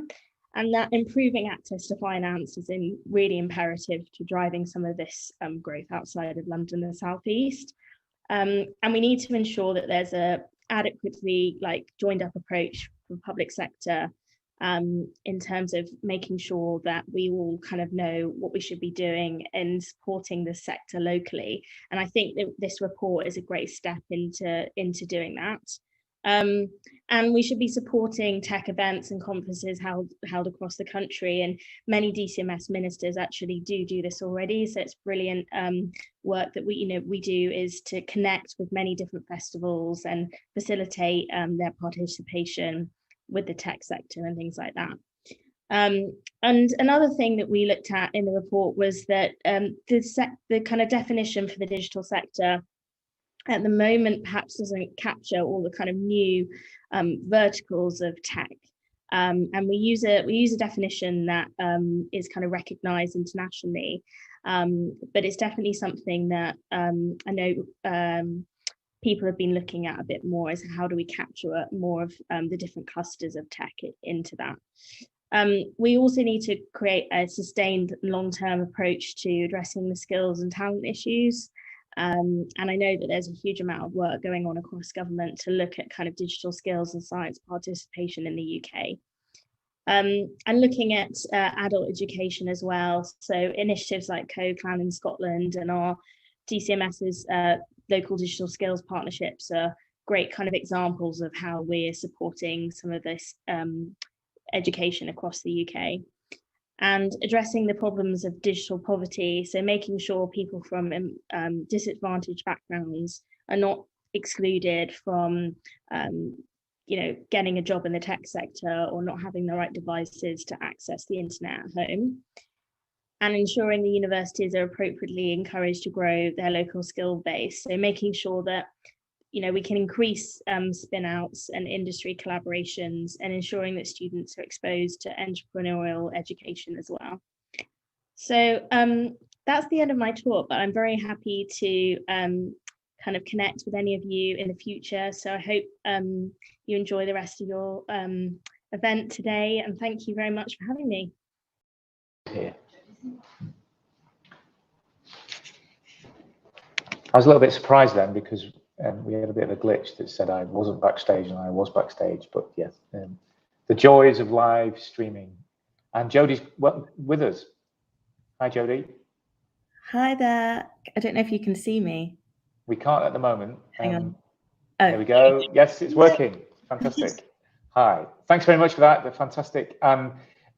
It's really great to see the way in which DCMS are starting with data to build what we do, and also how you're acknowledging where there are gaps in it and where it needs to improve. And we often find at Open Innovations in our work is sometimes it's best just to start and accept that the data will improve over time. Get it wrong so people can tell you where you need to improve so you can improve it. And that definitely seems to be the way you're approaching it, and you're making investments in the data in the future. So we're really looking to see the way that develops.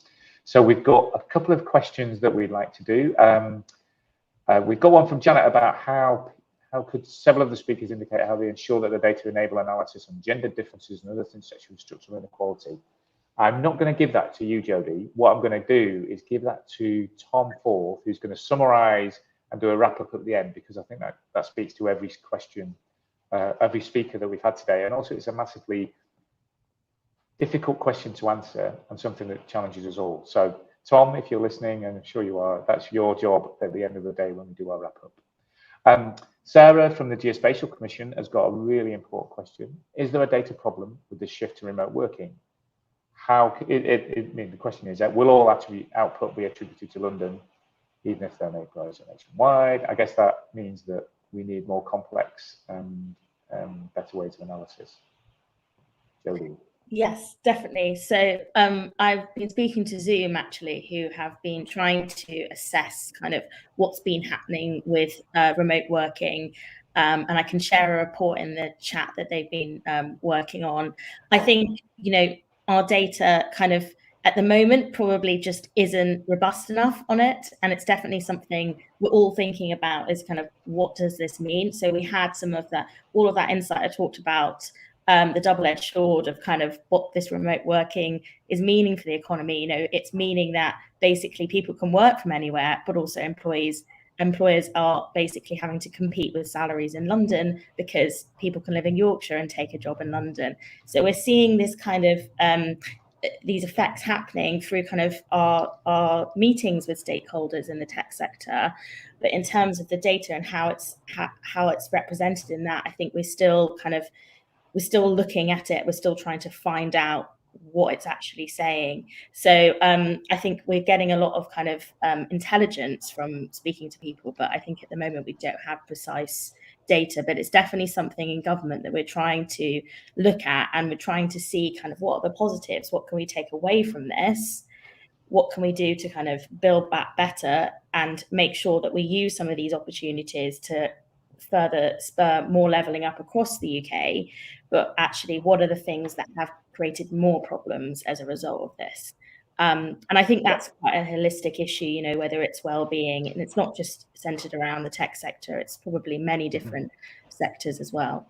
Yeah, remote working is not just limited to the tech sector, but I do need to declare an interest here, is that a spin out of Open Innovations, the Data City, they were just showing me yesterday how they now have 1.6 million companies in their database, and they have their registered addresses, but all of their trading addresses as well. And I think if there were data available from people who are providing remote working,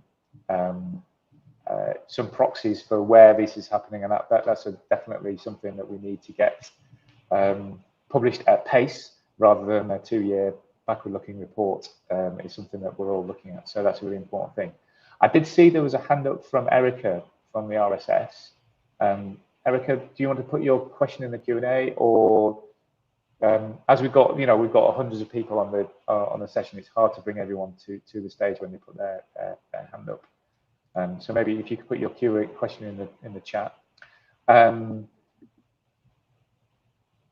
There's a question for Nancy in the Q&A here. Saeed from DEFRA has got a really interesting question. I'm glad to see that we're managing to collaborate across the government ministries.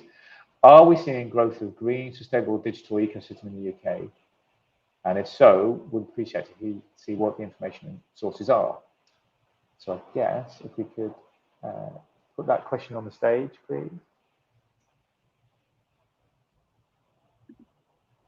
So is this something that DCMS have looked at? And I guess if we've got some information, that would be great. Yeah, so I mean, I think we have been seeing a huge amount of kind of clean tech growth across the UK. And also the digitalization of traditional industries may not be called clean tech, but kind of it actually results in that, because you're not having to kind of use the same amount of kind of manufacturing tools or carbon emissions. You can do a lot through sensors. You can do a lot through kind of data analytics to understand things and how much power you need in a building. So there's a huge amount actually going on, I think, in terms of kind of the supply of IoT and what that does for traditional industries and how that can actually measure and track energy uses across a number of sectors. So we are seeing these innovations happening. And I think particularly kind of around some of the work that TechNation has been doing. So DCMS sponsors TechNation, who are an organisation that support and accelerate tech startups across the UK. They have entrepreneur engagement managers in every nation and region. And they're there to basically support tech businesses from different verticals, whether it's clean tech or fintech, to really scale and grow. And they've got their own kind of net zero program that they've launched, and it's been really, really kind of positively received across the UK. So I think there's a huge amount of growth there, and I'm happy to kind of connect with you in DEFRA and kind of discuss what data we might have and how we can get you kind of what you need. Fantastic. And then we've got a final question from Mark Goldston, who's a friend of Open Innovations. So he's from the Western North Yorkshire Chamber of Commerce. So I guess it's the questions about remote working and the intangibles in offices and the spillovers and the collaboration and innovation. And he's given us a hard question there. Can we measure the impact of this? I think it is a really difficult thing to do, to kind of try and see how collaboration and those informal conversations in an office, how do we see if that's a benefit? But we all kind of instinctively know that, when we go into the office, we feel a huge amount of kind of difference than just being on a screen all day, and it can really benefit people who are trying to learn and train. I know that Tech UK actually did their kind of regional tech report, and they were trying to measure collaboration, and they struggled to do that. They knew through their qualitative assessments when they were going and doing their roundtables that was a huge theme, and they included it, even though they knew the data wasn't there. So I think it's probably something that we all recognise, but yeah, again, very hard to measure, and maybe something you need to do a bit more kind of deep diving on how you could actually measure it. But it's normally used, collaboration, as a term that we just say we know is important, but we're not measuring it. We're just hearing it from people. So yeah. Fantastic. Well, thanks very much, Jodie. And now I'm going to do a plug for the CEO of the RSS, Deanne Westlake's book, Capitalism Without Capital, which is also looking at measuring intangibles in the economy. So if you want to get into the nitty-gritty of that work, if you could look up Deanne's book, which is called Capitalism Without Capital, Measuring the Intangible Economy. It's pretty good, to be honest. So yeah, thanks very much, Jodie. Next up is Tom Bridges. But if you want to connect with Jodie, you can do that in the chat here. But I'm sure you can find her on the usual LinkedIn or on the web, and connect with her that way. Thanks very much, Jodie. And next up, we have Tom Bridges.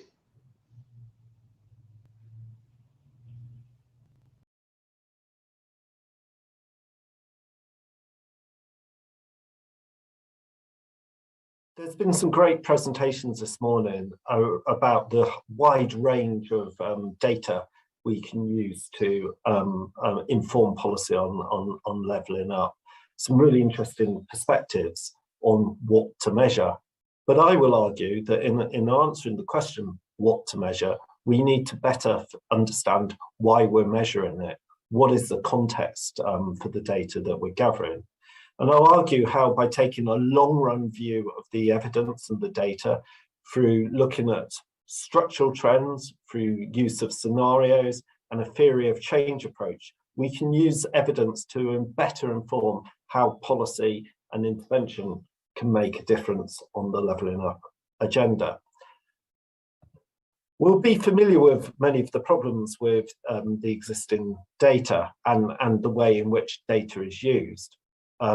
It's predominantly lag, not lead indicators, and sometimes it lags by several years. It tells us what has happened, what the impact of changes have been, not what is happening and what might make a difference. And that's exacerbated by a predominant focus amongst policymakers on cross-sectional evidence, the evidence on where places are at now, what are the current conditions, not a longitudinal approach, which is looking at some of the long-run structural trends that are impinging on places and what might be a plausible or desirable set of scenarios and forecasts for how places might develop and change in the future. There are also problems which we'll be familiar with around spatial scale, how that interacts with administrative boundaries. Some places are underbounded, some places are generously bounded. SIC codes and our traditional definitions of sectors are not good at capturing the dynamism and the reality of the modern economy. There's also a risk of comparing apples with pears. Different places have different aspirations.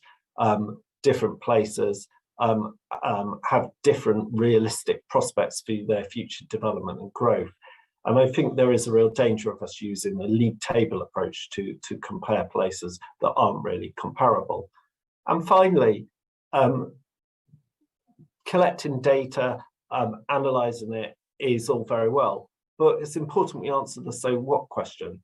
Why are we collecting it? What difference can it make? And how can it be used to better define policy? We've developed at Arup through work we've done with the 101 towns that have benefited from the Stronger Towns programme, the concept of a golden thread to inform their town investment plans. And that is set out in this slide.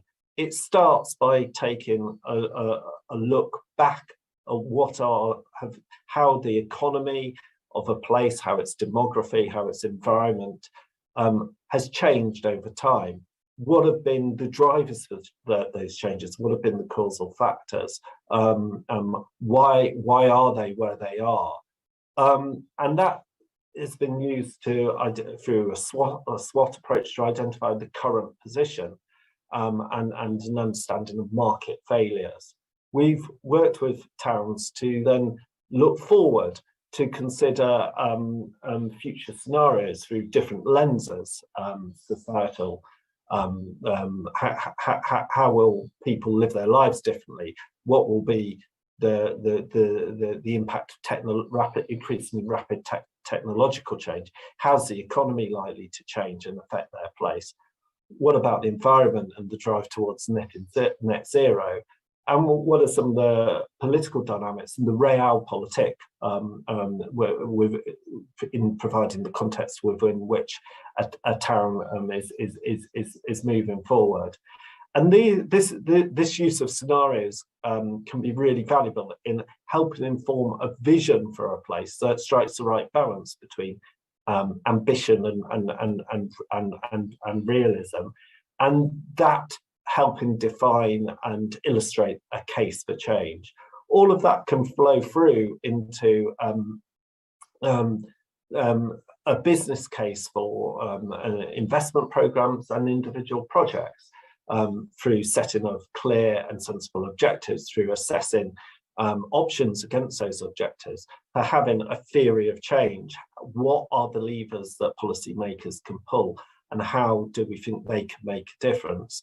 And in understanding what the benefits of interventions will be and how those benefits can be maximised and realised. And I think it's really important that when we think about evidence and we think about data, we think about this wider context in terms of how policies, strategies and programmes are developed. And scenarios can be really, really powerful. Scenarios aren't predictions, they aren't forecasts. They are hypothetical but plausible frameworks for descriptions of how the future may develop. They are internally consistent, so they identify the chains of cause and effect, and they can be very powerful in getting people to think about the future in a different way, challenging a sort of business as usual narrative or mindset, and considering the benefits and risks of different policy and investment options. So in an increasingly uncertain world, an increasingly complex world where places are undergoing rapid change, looking at scenarios, making sure they're informed by what's happened in the past, but also informed by the levers that policymakers can pull, can be very powerful and can help cut through some of that complexity to provide some sort of clarity and insight.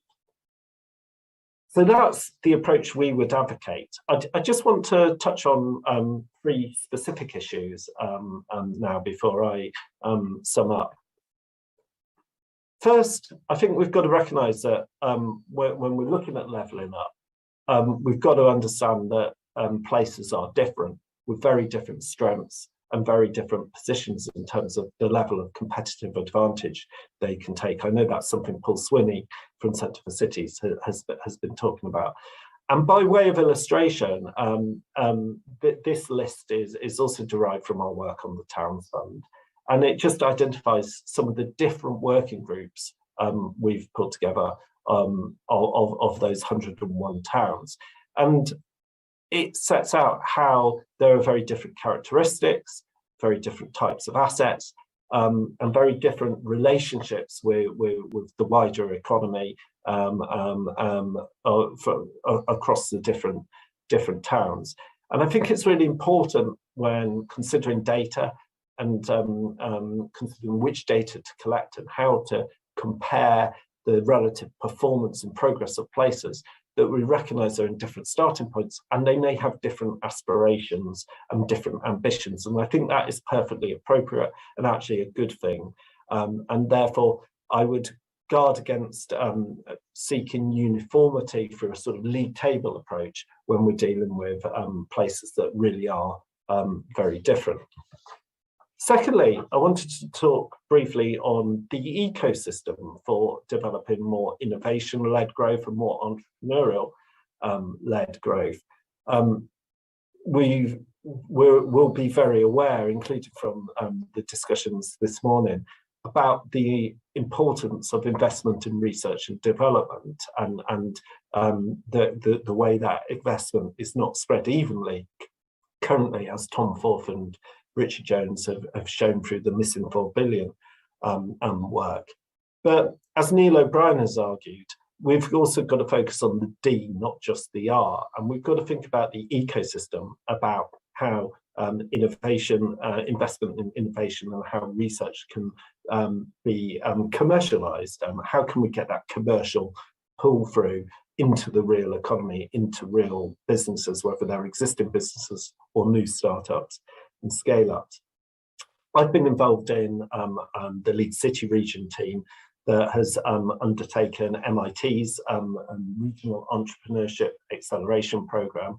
MIT have developed this stakeholder model of the different actors that are needed for a dynamic, innovation-led economic ecosystem. We may argue whether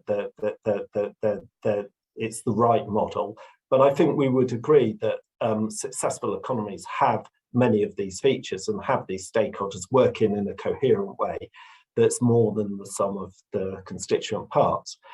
And I think this poses a really interesting question in terms of data. How can we get the data to understand the strength of this ecosystem?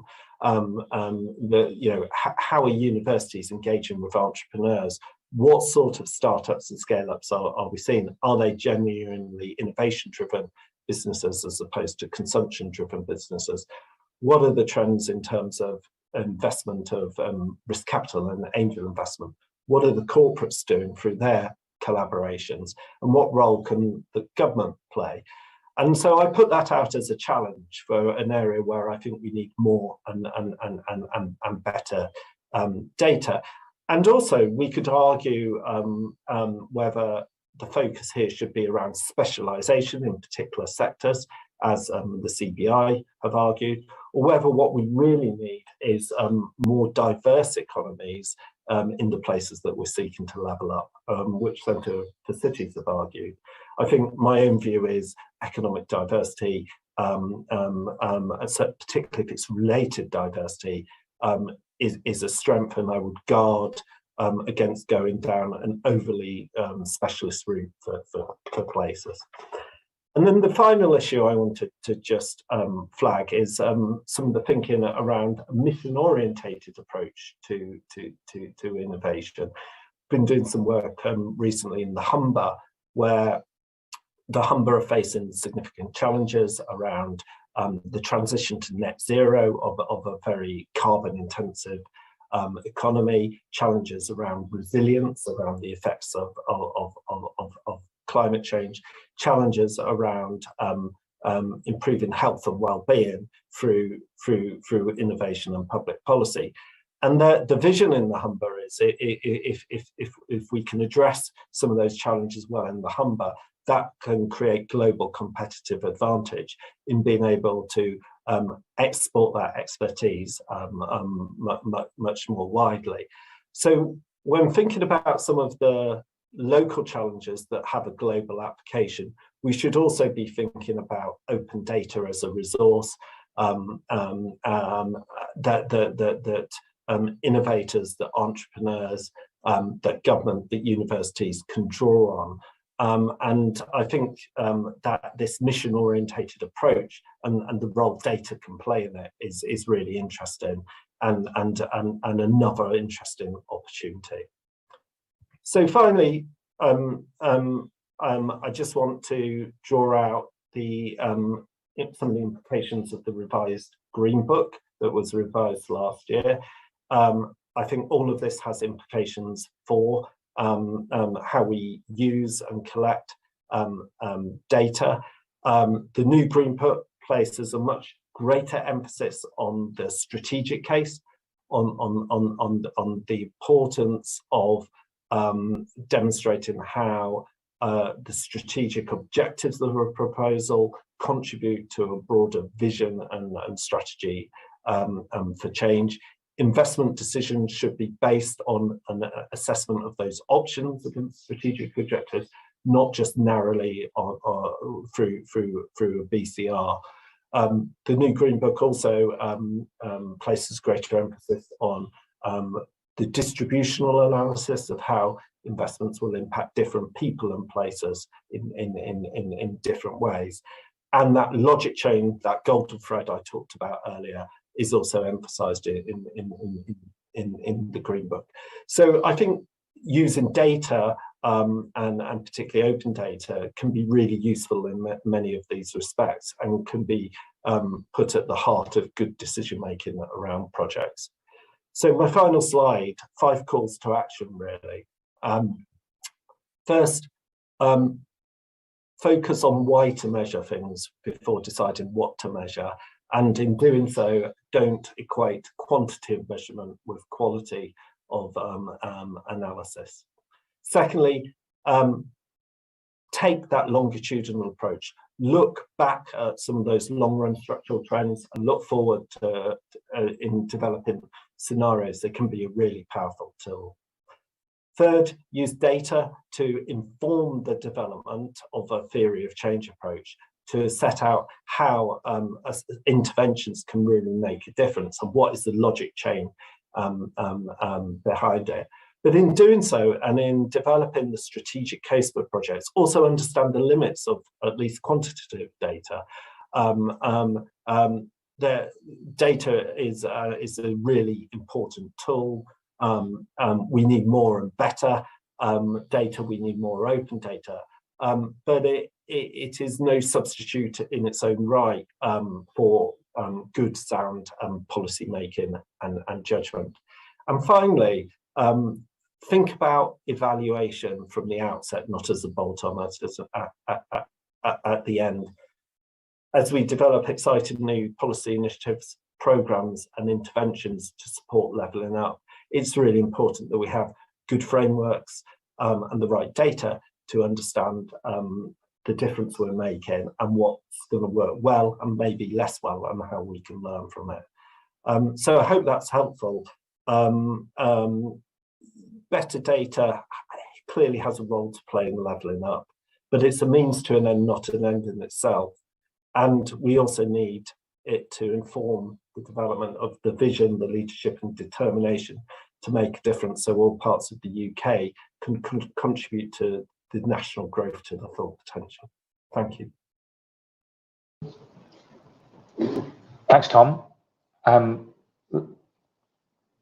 Looking at the question, or the comments in the chat and the emojis coming up, I think you were helping people understand the size of the challenge of doing this, but also some ways of navigating the complexity of doing it, which is always important, and using a futures way of casting scenarios and then testing them, very important. Can we see you, Tom? Yeah, I think we can. Yeah, here he is. Yeah, fantastic. Hi. Hi. So thanks very much for that. I think it really helps set the context for what a large scenario, I'm going to use that word as you did, that we're looking at, and how we test scenarios, and we can definitely use more and better data, but at the same time understanding what we can actually do to make a difference, and then what are we trying to measure, why are we collecting data is really important, and that's definitely the ethos of this project, and also where Neil O'Brien and Andy Haldane are coming from. So we've got a Danny from the Digital Catapult has talked about the so what questions. So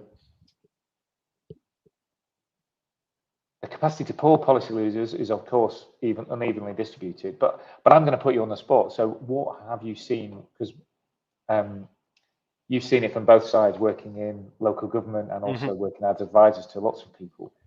The sort of things that maybe we should be suggesting to central government that they could do to make the most difference, in your experience, what are those sort of things that you think they should focus on first? I think one of the things I've been really struck by in my work within local government, and as you say, in consultancy, is the importance of a clear and coherent vision and strategy for change in places that is informed by evidence and sound analysis, and which has a broad-based coalition for change across different sectors behind it. Nobody's going to deny the capacity constraints and the funding constraints for local government at the end, after over a decade of austerity. But local government can also have punch above its weight and have a positive impact disproportionate to its size by working with and through others. I think the challenge is where that then meets lots of different programs, each with their own funding mechanisms, their own criteria, their own evaluation frameworks, and competitions for money. And we can argue whether competition is a good or bad thing, but I think the fragmentation that we get is a real challenge. And I think, as the NIC report on towns argued, what we need is a more coherent, longer term shared vision across local government and its partners, but also national government, about how places can develop and change, and a more coherent approach to looking at the evidence base, and also to policy and funding interventions. And at the moment, it feels very fragmented. It feels there's a risk of lots of abortive effort. And that also poses lots of challenges around measurement and evaluation, double counting. How do we know what's really making a difference? So I think coherence would be the main thing I would say in response to that excellent question, Paul. Yeah, and we see a lot of that in that across many of the things we work on, is just by sharing more, it allows that coherence to develop, and having contested arguments, right? So we at the start of the I think pretending that we know all the answers before we start is probably setting ourselves up to fail. Accepting that we don't know, but allowing ourselves to work together to fix the problems as they emerge. But that's easy and hard. It's easy to say and hard to do. So working out those ways to create partnerships that really do matter, and valuing each other's actors in there, and understanding that places and people in the places probably understand the landscape much better and quicker than people from outside providing data with a map. And qualitative, qualitative insights are really valuable there. We're always going to struggle to produce really good real-time data around skill shortages, for example. Or certainly around potential future skill shortages. So I think bringing that understanding from people who are running businesses or providing leadership in the public sector or in the third sector on the ground in places to augment and supplement and get under the skin of what the data shows is really important here as well, and we shouldn't sort of relegate that sort of intelligence to as somehow a sort of second division form of evidence. I think it's really valuable and important. And then providing ways for local places to be responsible for those decisions, which then also drives a much more detailed way of looking at questions of what we're going to do, because if they're, that responsibility and accountability really does focus people into trying to make the best decisions. Okay, I'm going to leave that there with the questions, because we're running a little bit behind time, which is fine. We're going to go for a tea break, which puts us back on our schedule at 11:15. So I'd like to thank Tom. Oh, Tom's already got his tea there, Yorkshire tea. If you spot the picture in the background, I think that's Salts Mill in the background. I've spotted that one there, which is. I've got a Betty's mug as well. We are hitting all of the regional stereotypes, if you want, there. So from two middle-aged white men talking about Yorkshire, I'm going to ask people to have a cup of tea, and then we're going to be coming back at in 15 minutes, so at 11:30, which are we've got Alan Rees and Tara Alice, Paul Swimmy, and then Tom's going to share his model with us. So please do join us. We're going to come back at 11:30 on the dot. All of if you look at the AirMeet tables, if you just want to join the table when we close and go and talk to someone new with a cup of tea, please do so. And then what will happen is you'll all get called back to the stage at 11:30 when we start the talks. So thanks very much, Tom, again. Thanks, everyone, and we'll see you in 15 minutes. Thanks, Tom. If you could see in the chat, we've got some feedback, comments to the Google Doc, and then join in on Twitter. That would be lovely. So next up, we have Alan Rees from the West Yorkshire Combined Authority, or WYCA, or WICA. Maybe we'll find out what the pronunciation is. And we're going to play the video now. Thank you.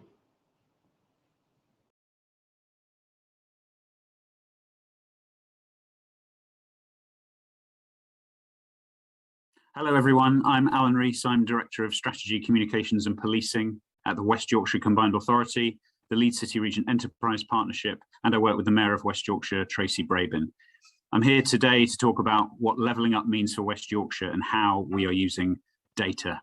So firstly, what do we mean by levelling up? So from our perspective, firstly, levelling up means levelling up within West Yorkshire. We need to be able to support disadvantaged groups who are spread unevenly across the region and specific left behind communities to reach their potential and have access to opportunity. And secondly, for the region overall to increase its economic contribution in terms of higher income, employment and productivity, and thereby catch up with more prosperous regions. Those two ambitions are linked. By raising up our communities facing disadvantage, we will raise the economic output of the whole region. We would expect that the Levelling Up white paper will set out the indicators by which progress will be measured. And from our perspective, key elements of levelling up include empowerment, freedom, and flexibility in the roles of regional and local institutions so that people are able and places are able to deliver an integrated agenda in partnership with government, including skills, housing, infrastructure, and transport. It means achieving a more balanced economy by reducing disparities between different parts of the country. It means growing the private sector, raising living standards, especially in poorer places, spreading opportunity, improving public services, connecting people to opportunity through the transport system and investment in digital infrastructure, and restoring local pride, keeping streets safe, and reinvigorating vibrant town centres. Now I'm going to start to set the scene by giving an example of the issue. This slide is about life expectancy. Now, often we talk about the inequalities between the North and the South. However, levelling up means tackling inequalities within the region too. And often those inequalities are more marked than they are nationally. So for instance, as shown on this graph, on average, a boy or a girl born in an area of Leeds that falls within the most deprived, lowest 10% by index of multiple deprivation neighbourhood in England will live 11.3 for boys or 9.4 years for girls, fewer than a boy or girl born in an area of Leeds that falls within the least deprived neighbourhoods. That means that what we would call the slope of inequality, so the gap between the most deprived and the least, is steeper in parts of West Yorkshire than England overall. And the gap between life expectancy of people living in the wealthiest areas of Leeds and the poorest is statistically significantly larger than the England average. So in terms of our work, what role is data playing? I'm going to give 3 examples. One about our overall approach, one focused on skills, and one focused on transport. So the first is about our overall approach to monitoring our progress towards our vision and priorities for West Yorkshire. This is through something called the State of the Region. The State of the Region is a key document produced by the West Yorkshire Combined Authority, which provides an objective and comprehensive picture of West Yorkshire's progress against a basket of 40 headline indicators aligned to our strategic priorities. The first edition of the report, together with an interactive dashboard, was published on the 25th of October this year.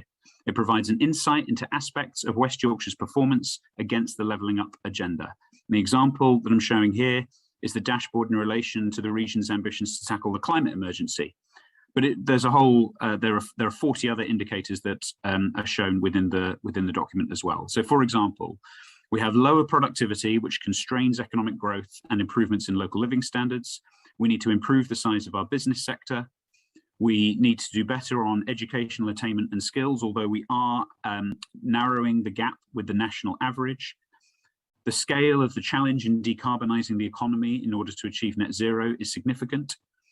We are making progress on transport in order to connect our communities and make it easier to get to work, do business and connect with each other. And a really interesting indicator, we are the only mayoral combined authority region outside of London to be a net fiscal contributor to the UK economy. Now, the paper examines disparities across West Yorkshire, and there are lots of important differences between areas, between local authorities and within local authorities. And we've also, as part of this work, published for the first time a report which looks specifically at the state of the region from the perspective of women and girls, which shows, for instance, that whilst women on average tend to have higher skills, that they are also less likely to be in employment and on average have lower paid jobs. This is really important for policymakers when exploring how to tackle inequality and ensuring that levelling up means addressing the needs of different people. And in the future, next year, we're also going to publish a report focusing on other aspects of equality, diversity and inclusion, for instance, looking at race and differences between people from different racial backgrounds. The State of the Region primarily draws on published statistics, and there are limitations with these even at a local authority level, but doubly so for smaller areas within local authorities where much of the difference lies. And the forthcoming Levelling Up dashboard, which is being jointly developed by the Cabinet Office and the Office for National Statistics, unlocks a range of new indicators and data that will increase our insight and enable us to better measure local progress on the Levelling Up agenda. The following examples show how we use a range of data beyond official statistics to support action around levelling up in West Yorkshire. Firstly, we're going to look at skills. So adult skills are key to levelling up. We know that much of the difference in productivity performance between local areas is due to skills disparities. And we also know that acquiring skills can have a big impact on an individual's prospects in terms of getting a job, progressing in their employment, and increasing their pay. And it also plays a role in community cohesion. As part of different devolution deals, each mayoral combined authority has taken responsibility for the management of the adult education budget in its local area. And West Yorkshire Combined Authority took on this role on the 1st of August this year. This provides a key example of how we can use data to support the exercise of devolved powers and improve on the one-size-fits-all approach that was brought by the national model. So in West Yorkshire, adult education budget, or the AEB, is worth £65 million a year. Although it forms a relatively small part of the skills landscape, it is a programme of considerable size in absolute terms. So before the pandemic, there were around 40,000 learners per year undertaking adult skills courses in West Yorkshire, and around 21,000 participants on community learning courses. Alongside the devolution of funding and the powers comes access to a huge amount of rich data about adult learners and the learning that they undertake. And each month of the academic year, the Combined Authority receives detailed data from the government's individualised learner record. We can use this management information to pay and contract manage our colleges and other education and training providers. But there's also a strategic opportunity to use the data to ensure that the investment in adult learning is supporting our economic priorities around boosting productivity and enabling inclusive growth by helping us to answer key questions, such as how do the courses that learners pursue align to areas of growth in the local economy and the available job opportunities? How effective are different learning programs in supporting people into work or in progressing into further study? To what extent is the adult learning offer supporting equality, diversity, and inclusion in terms of access to learning and positive outcomes? And key groups include people from ethnic minorities, women, and people with disabilities, adults who lack qualifications or have basic literacy and numeracy needs, people who are in low-paid jobs, and people who are out of work and need support to enter employment, for instance, through sector-based work academies. So it's crucial work for levelling up and narrowing inequality. And throughout this academic year and beyond, we're going to be undertaking a detailed review of the data to inform our future strategy for adult education. And the aim is to maximise the impact of the investment and provide the best possible value for money. The third example that I'm going to use is about improving transport. Data has and will continue to play a fundamental role in how we, so the Combined Authority and its partners, shape plans for transport infrastructure improvements. The Combined Authority is working with the Mayor on a range of interventions, from quality of life improvements like the Bus Service Improvement Plan to game-changing plans like mass transit for West Yorkshire. And underpinning all of this work is a vast array of rich data. Transport should not be a barrier to people accessing jobs, to businesses choosing to invest in West Yorkshire, and to improving the health of our residents and people who come to visit here. Improvements in transport are a catalyst for change across all of these objectives. Investment in transport is not just about moving people, it's about the economy, the opportunity, and life chances. Our connectivity strategy is fundamentally about connecting people in areas of socioeconomic need with economic, further education and healthcare opportunities, as well as enabling access from new developments to economic opportunities and labour markets. And the map that I'm showing here illustrates the challenge in terms of inequality when accessing jobs by bus. So for instance, in 2019, 45% of households in the lowest income quintile, so the lowest 20%, did not have access to a car, compared with 24% across all income levels. And those in the lowest income quintile also made 23% more walking trips and 66% more bus trips than the average across all income levels. Because people in less well-off areas are less likely to have a car, their opportunities in terms of employment, education, and leisure are constrained. So presenting information like this on this map helps to inform how we improve public transport connections for these people and hence increase life chances. These maps were generated using accessibility software, which allows us to calculate the travel time between any origin and destination point by bus and car, this shows bus, based on their location relative to the road network, link speeds, and public transport timetables. It gives an insight into the extent to which we're improving accessibility by public transport, whether this is by improving its frequency, widening the coverage of the network, or increasing its speed. It's worth noting that we've seen an improvement in bus accessibility during the morning peak. In 2019-20, there were 5% more employments accessible by bus from deprived communities than in 2018-19. This is an example of how we are using data to inform our approach at a granular level to improving transport through, for instance, the Bus Service Improvement Plan and the Connectivity Strategy, including mass transit. So by way of conclusion, just a few words on what we want to see in change in the government's approach and what we're hoping for in the white paper. So firstly, to build on what I said at the beginning, delays, for instance, the Levelling Up white paper itself, the slowing progress and creating continued uncertainty locally and regionally around roles, priorities, and these are frustrating plans for growth and recovery. We need greater certainty of secure, stable and fair local government funding and public sector resourcing to enable confidence, long-term planning, flexibility and innovation. We need the right level of devolved funding and more devolution of powers to fully empower the roles of directly elected mayors working with their local authorities to make the difference and drive a fair and inclusive economic recovery. And data and how we use it is essential for informing our approach. Thank you. Thanks very much, Alan. I think you were quite clear there about what you would like from the Levelling Up white paper and also the data included within it. Alan is joining me now. Hi, can you hear me? Hi, Alan. Yes, I can hear you and we can see you. Fantastic. Hello. Where are you today? I'm in the centre of Leeds, Centre of Leeds. The mayor's that way. Yeah, so you're in Wellington House, is that right? I'm in City Exchange, actually, in City Trinity Centre, okay. Yeah. Fantastic. So before we start, I must say that you brought to us that whilst we are quite well represented in terms of gender and age, we probably haven't done as well on the types of people we've got involved in today. And we accept that, and we do try very hard at Open Innovations to make sure that we are as inclusive and diverse in our contributors. And because obviously you get, the more diverse you are, the better the open and innovative your answers are. So you were quite right to pull us up on that, and we have tried very hard.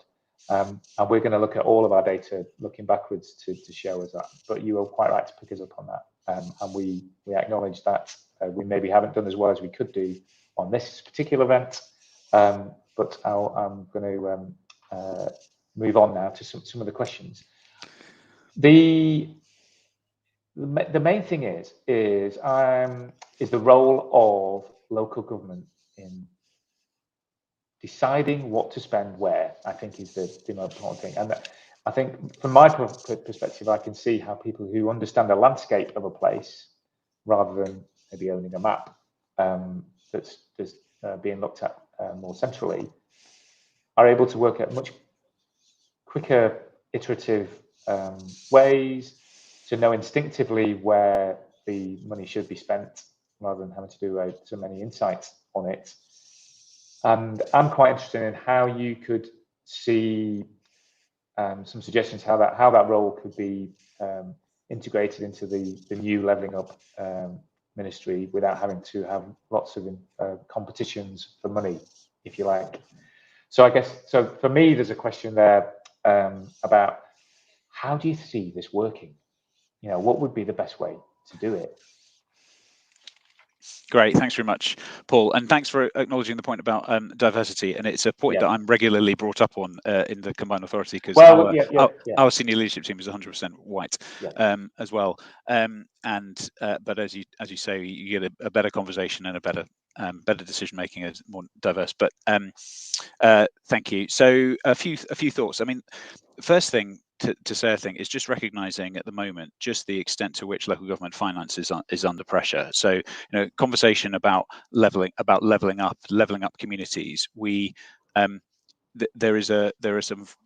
Often we get into a conversation about economic development and investment in transport and infrastructure, but actually there's a massive need to invest in the social infrastructure as well. And huge amounts of spending within local authorities goes on adult social care and children's social care, and those two budgets within local government are under an extraordinary amount of pressure, and they are statutory services which local government has to provide, and that has to be paid for first. And so so that presents a challenge for particular areas, especially where the economy is less strong and they get less income from local business and so on, because the local authority then has got less money to play with to then invest back into economic development. It's really challenging, and so I think as well that where we want to get to with government is making it easier for places to invest in the things that they recognise as being right for their areas, and every time there is something that requires an additional process, like bidding for additional money, instead of that money coming out to the local area and the ring fences and so on being removed off it and the reporting requirements being removed off it, it just makes it harder. So things like the Community Renewal Fund, which has just been out, which was giving out pots of money from anything from about 150k up to a couple of million, the process that everybody had to go through for that was really, really challenging and probably disproportionate, I would say. I'm making a plea through for the Levelling Up white paper to provide a greater degree of devolution. Now, what does that look like in practice? And I think there are a couple of thoughts here. Is that am I saying that the government should stop taking decisions in a particular level and just devolve the money to local authorities and regions? And to some extent, I think there are probably some areas where that should be looked at. I think the skills being one of them. And I think there is an opportunity for them to devolve more funding for climate change, that kind of thing. But actually, if government wants to play more of a role in the levelling up of the regions, then there's something for me about entering into partnership and developing a shared endeavour between government, between the Department for Levelling Up and the Department for Transport and the Department for and the Treasury and so on, and getting together with the civic and business leaders within a region and collectively agreeing what it is that they're trying to achieve. So the point Tom Bridges made earlier about shared vision and strategy, I agree with that. But when you're trying to make choices about where to spend the money, if you've built a shared endeavour and collectively agreed what the priorities are, then that helps to drive that decision making. And so I think there's something in that potentially the Levelling Up white paper could say something about that, developing a shared endeavour and partnership between the regions and government, rather than it feeling like an us and them relationship most of the time. You're on mute, Paul. Sorry. Oh, of course. But I guess so. It's how do we help government to have more influence and less control? Maybe there's a way of doing that, and obviously sharing data and but also making the places where that investment is being made accountable for those decisions, and having less micromanagement and control from the centre. So I guess the other part is obviously we're open innovations. We would love improving, I'm not going to say best practice, but improving practice and good examples to be shared openly, so other people can take them on, right? So if, for example, there's a nice documentation or information governance or a project plan that could be used in many places, let's use let's use that so that people aren't having to reinvent wheels, do things again. We can use examples where things have been good and we can apply them. And so I guess there's a plea from us is if we can share more of that, it allows people to get into the doing rather than writing reports. And again, I'm going to say, let's kill all reports. Because who reads them and what use are they? And they're usually done for an audience that aren't responsible for the outcome, and I'm happy to have people discuss with me on that because I have views.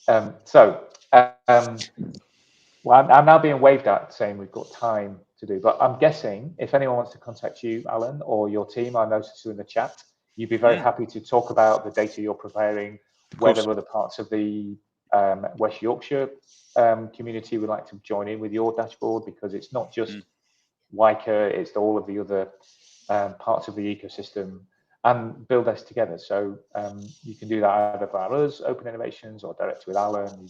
Find him on Twitter somewhere. I know you're on Twitter, or email, and I think Andrew's in the chat there as well. Yes. So so please join in, and I would like to just say thanks very much, Alan. And I think we'll hopefully Neil O'Brien and his team are going to watch your video and think, right, okay, maybe there was some good suggestions in there, which I'm hoping so.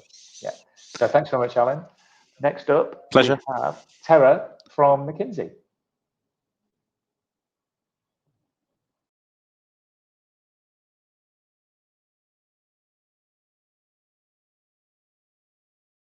Hi, and thank you so much for the opportunity to be here this morning to talk about leveling up. What I hope to do in the next 10 minutes or so is just to provide a few provocations and thoughts on what sort of data and analysis we might want in order to really grip this leveling up agenda. I'll do that by sharing some of the data we already have to then illustrate some of the things that we might want to have more of or in a better format going forward. I'll do that by talking about broadly 3 questions. First one is around the objective function. What are we even trying to level up here? And therefore, what should we be measuring? The second one is, where are we trying to level up? Where are the left behind places in the UK, and how should we approach this in terms of granularity? And the third one is around the how should we be leveling up? Not that I have any full-blown prescriptions on that, but just a few thoughts on what the data does tell us already. So starting with the what are we even trying to level up? We could, of course, just be thinking about economic variables like GDP per capita, productivity, labor market participation, employment, wages, incomes, those kinds of variables. Or we could say that leveling up needs to be about more than that, needs to be a broader emphasis on people's well-being, on life satisfaction. Or we could go even beyond that and say life satisfaction times the number of years they're likely to live, because that's the amount of time that they're going to be able to enjoy their level of life satisfaction, the so-called well-being approach.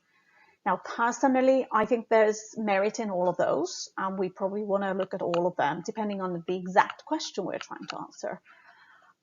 But life satisfaction has a lot going for it, not least because it's basically asking people about their current experiences. It's not pretending that we somehow know what's important to people. It's allowing people themselves to decide what's important to them, and then determine whether they're happy with their current state of life or not. The other benefit of looking at life satisfaction is that it immediately gives us some really strong clues about what sort of data we should be looking at the next level down. This chart shows the contribution of different factors to the variation in life satisfaction between different individuals in the UK. And there are 3 points from a leveling up perspective that I think are critical to note here. The first one is the enormous importance of health, both mental health and physical health. And I'm not convinced that we have good enough or the right kind of data or easily available data that allows us to really get to grips with what's happening with people, to people's health and how they're experiencing it, given that it's such a big driver of whether people can be happy with their lives or not. The second one is the job satisfaction point, which is basically just highlighting the fact that it's not just about having a job, it's about having a job that you at least don't hate or even possibly do enjoy. This has an enormous impact on people's psychological well-being, and because we spend a lot of time at work, it therefore spills over to their entire life, and is a critical factor for us to understand. The third thing is, of course, we do have the more standard economic variables here, incomes and not being unemployed, but they have a slightly lower weight than you might think if you just listen to the kind of general narrative around leveling up. Now, ironically, all the rest of my slides, more or less, are on incomes or employment or something similar, because that's where we have a lot of good data. But I hope they will also illustrate the kind of issues with data that we will have and also do have with regards to the other factors, and that we can pay attention to. So looking at incomes then, first of all, critically important to realize, and I'm sure all of you do, that the metrics really matter. This is just one illustration looking at income per capita in different types of local authorities in the UK. using two different metrics. One, GVA, gross value added per head, which would put a lot of the cities, university towns, and London at a vast distance from quite a lot of the other places in the UK, versus looking at incomes at the household level, and comparing disposable household income, which shows a much lower variation, first of all, between different types of local authorities, and also would put these types of local authorities in a slightly different order. And so, depending on exactly the question you're asking, as a policymaker, say, you might want to focus on one or the other to truly understand what is it you're trying to level up.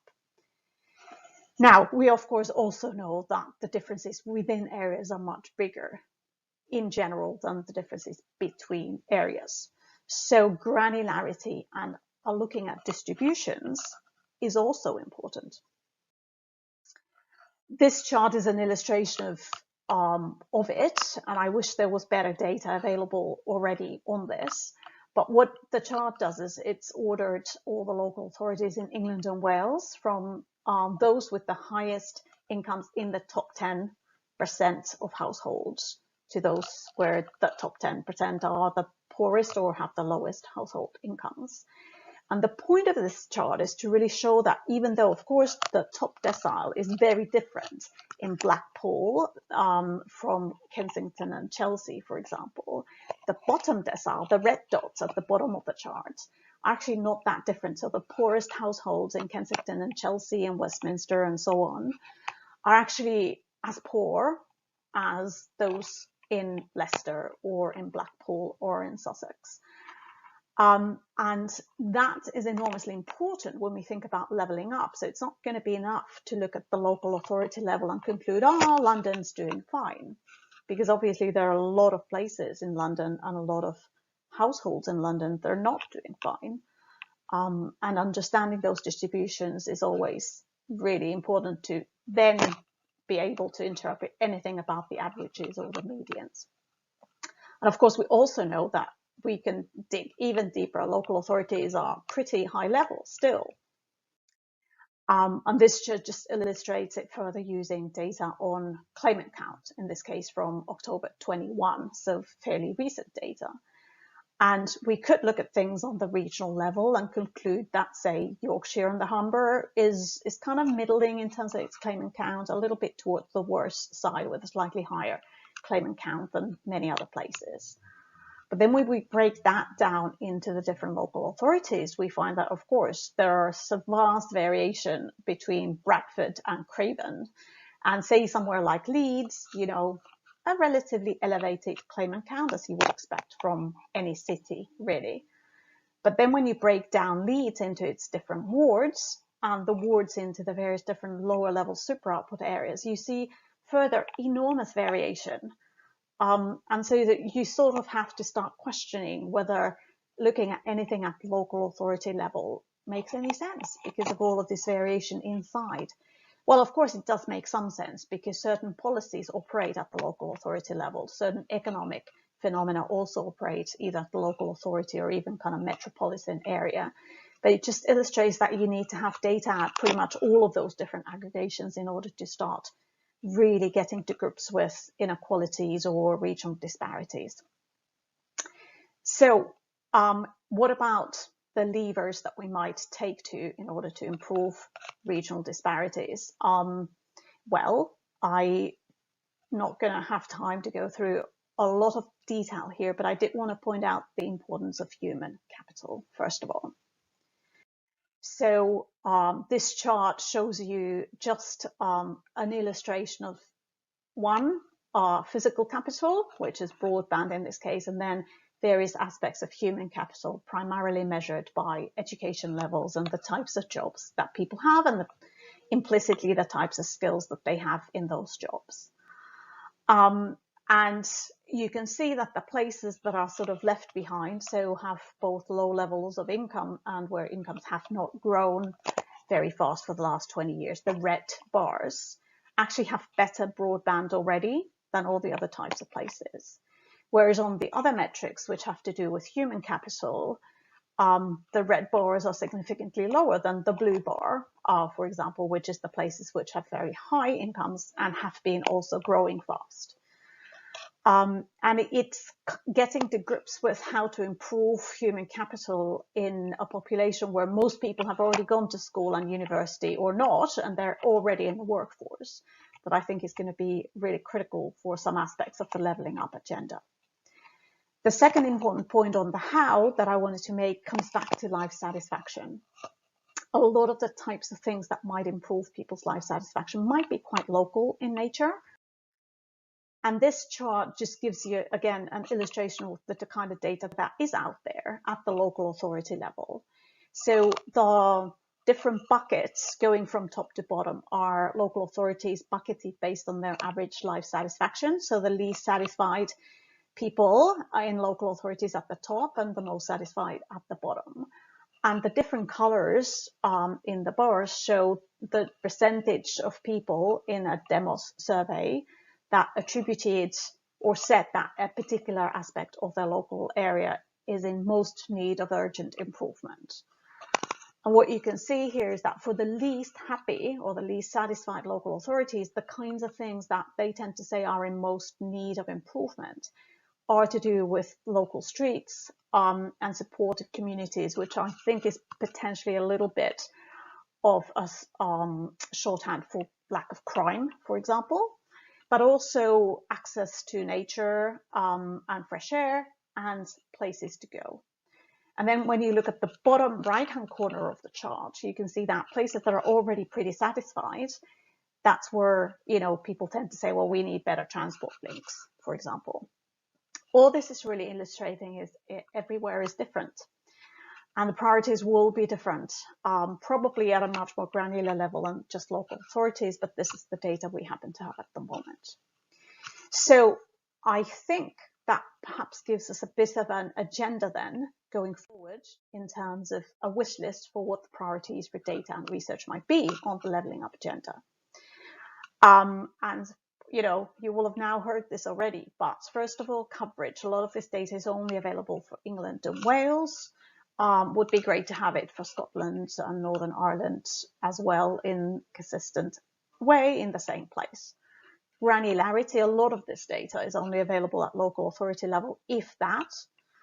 And I suspect it's just not going to be enough if we really want to get to grips with what we mean by levelling up and improving people's lives in general. Timeliness is an issue. You know, for example, for those distribution data, we only have 2016. That's helpful, but it's not great. And of course, in terms of measuring ongoing progress, we're going to need something much faster than that. And then metadata is just a pointer to say anybody who does provide and produce any data, please, please, please, just be extremely clear about exactly what the data is measuring. Is it nominal or real? Is it per head or per household? If you equalize stuff, what factor did you use? You know, what time frames, et cetera, because otherwise it's a little bit hard to interpret all that data. In terms of research, there's a lot of data we can already use and more we need, but really need to get to grips with evaluation. I'm hoping that a part of the whole levelling up agenda is actually an evaluation agenda. Various experiments are going to be taking place in various places. Let's at least make sure we know whether they worked or they didn't, as far as that's possible. And linked to that, we need to push the envelope in terms of how we tease out causal data, causal inference from the data that we have. It's hard because everything is interconnected, but I think there's potential to do more of it. And then finally, we need to think about the interconnections between the various different factors. They're all interconnected. And in climate science, they have this notion of sensitive intervention points. What are the few areas where a small nudge might move the whole system forward versus the areas where even a big push or a hammer will not move it forward? And the more we understand that nuance at the local level, the more effective policy will be. And of course, taking a step back from all of that, we as analysts and data geeks who get very excited about all the stuff on the left-hand side of the chart, then also have a responsibility to make clear that when we communicate the results, we're as precise and accurate and kind of clear about what is it we're actually finding as we can be, but that we also don't bamboozle people with too much data, because there genuinely is a lot of it already and it can get quite overwhelming. So it's partly our responsibility as well to then synthesize it in a way that's actually helpful for the people who use it to make decisions and to draw conclusions. So hopefully that's been of interest. I very much look forward to the discussion that follows. Thank you. Thanks, Tara. Some very fascinating points that you made there. We like the requests for detailed metadata. What is it? Where does it come from? How granular it is. We're just waiting for Tara to join us. There's a couple of questions in the chat.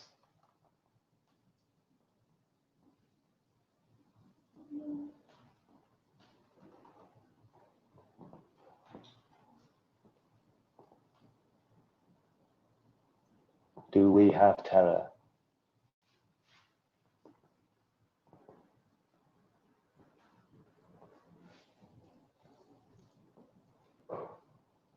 It might appear not. As all these things, I'm just going to give it another 45 seconds. So we'll all just sit here slightly uncomfortably as we wait for the tech to link through. But if I'm going to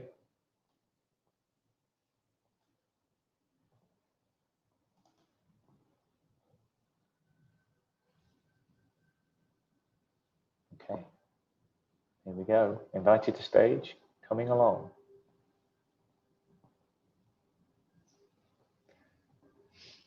So some of the questions we've got here is, this is quite interesting. How much of this weighting factors to identify life satisfaction is just creating a proxy for the component data, which many of you will be aware of, the index of multiple deprivation?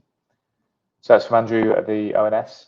So I think this is fascinating. So do we already have this? And are we trying to create a reverse proxy of index of multiple deprivation, which is an index of I'm pretty happy, or happiness index? I'm guessing what Tara would say is, well, yes, but not quite. And maybe we could run both of the indexes together and then see which makes the difference.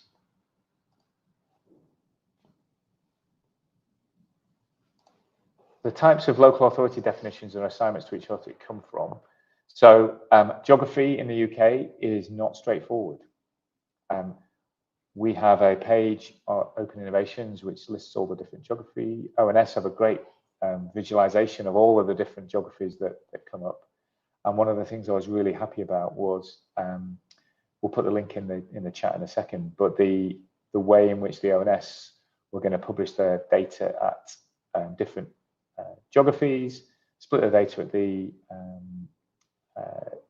the way in which we have local authorities,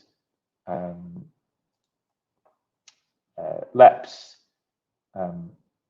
NUTS regions, the list goes on and on. If you were at the start of the pandemic, a lot of the data from the NHS was published at CCG regions, which was made a lot of sense for people working in the health industry, but in the health sector, but it made no sense to anyone else. So a lot of work was done to transform that into different geographies that people knew and understood. Okay.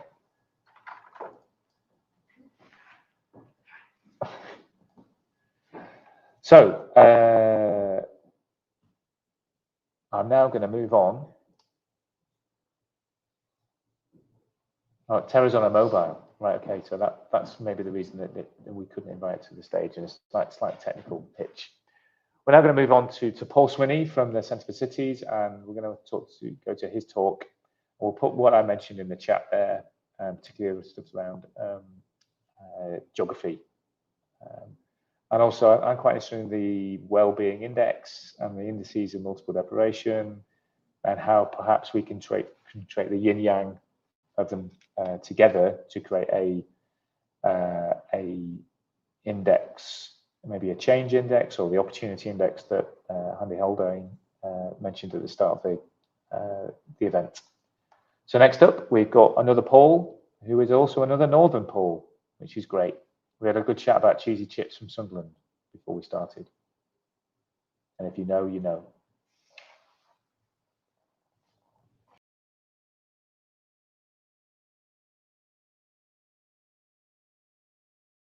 Hello everybody, my name is Paul Swinney and I'm Director of Policy Research at the think tank Centre for Cities that looks at the 63 largest urban areas across the UK and what role they make in terms of the contribution to the national economy. What I want to run you through now in my presentation is how productivity differs across the country. Productivity is the thing that Levelling Up should be trying to address above everything else, but why we shouldn't expect to see, even in the most perfect world, productivity to be flat across the country. So the title of the talk is Why Levelling Up the Economy Can't Be About Making Every Place the Same. So let me explain why that's the case. First off, let's look at these three maps. So if you were to pick out, because of the divides that we see across a whole range of indicators, you can pick any indicator that you want pretty much and put it on a map and you'll see that there's variation across the country. So I've picked out three here. We've got skills, we've got life expectancy, so health, and then we've got productivity. And as you can see, lots of different shades of green on that map. Now, any human being would see those maps and think, oh my God, look at that variation. What we need to do is to try and flatten that variation out. And so we have one colour of green across the whole of the UK rather than having this variation. Now, in terms of skills and health, there are very good reasons why we want to do that. But also the policy has direct levers it can pull to try and address these things. So there's no reason in particular why life expectancy should be so much lower or skills outcomes should be so much worse in a place like Barrow, for example, rather than a place like St Albans. In principle, policy can go about doing something about that. And so Levelling Up should be about trying to make those first two maps clear, or one colour. But in terms of the third map, productivity, while our gut reaction might be that we want to flatten that out, actually, the reality is that we shouldn't expect to see that all one colour across the country. And that's because different places play different roles in the national economy, or as I want to talk about now, should be playing different roles in the national economy. And so even in the utopia of the perfect world, we should expect to still see variation across the country. So we're not satisfied with the current level of variation and we want to change it. But even, if policy was to work and we were to level up the economy, whatever that actually means, we should still expect to see a type of variation across the country. So let me show you why.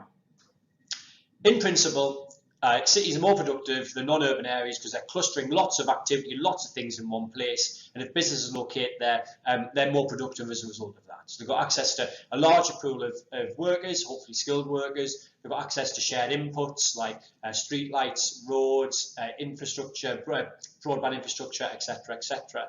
And they've got access to other companies as well, which they can share ideas and information with.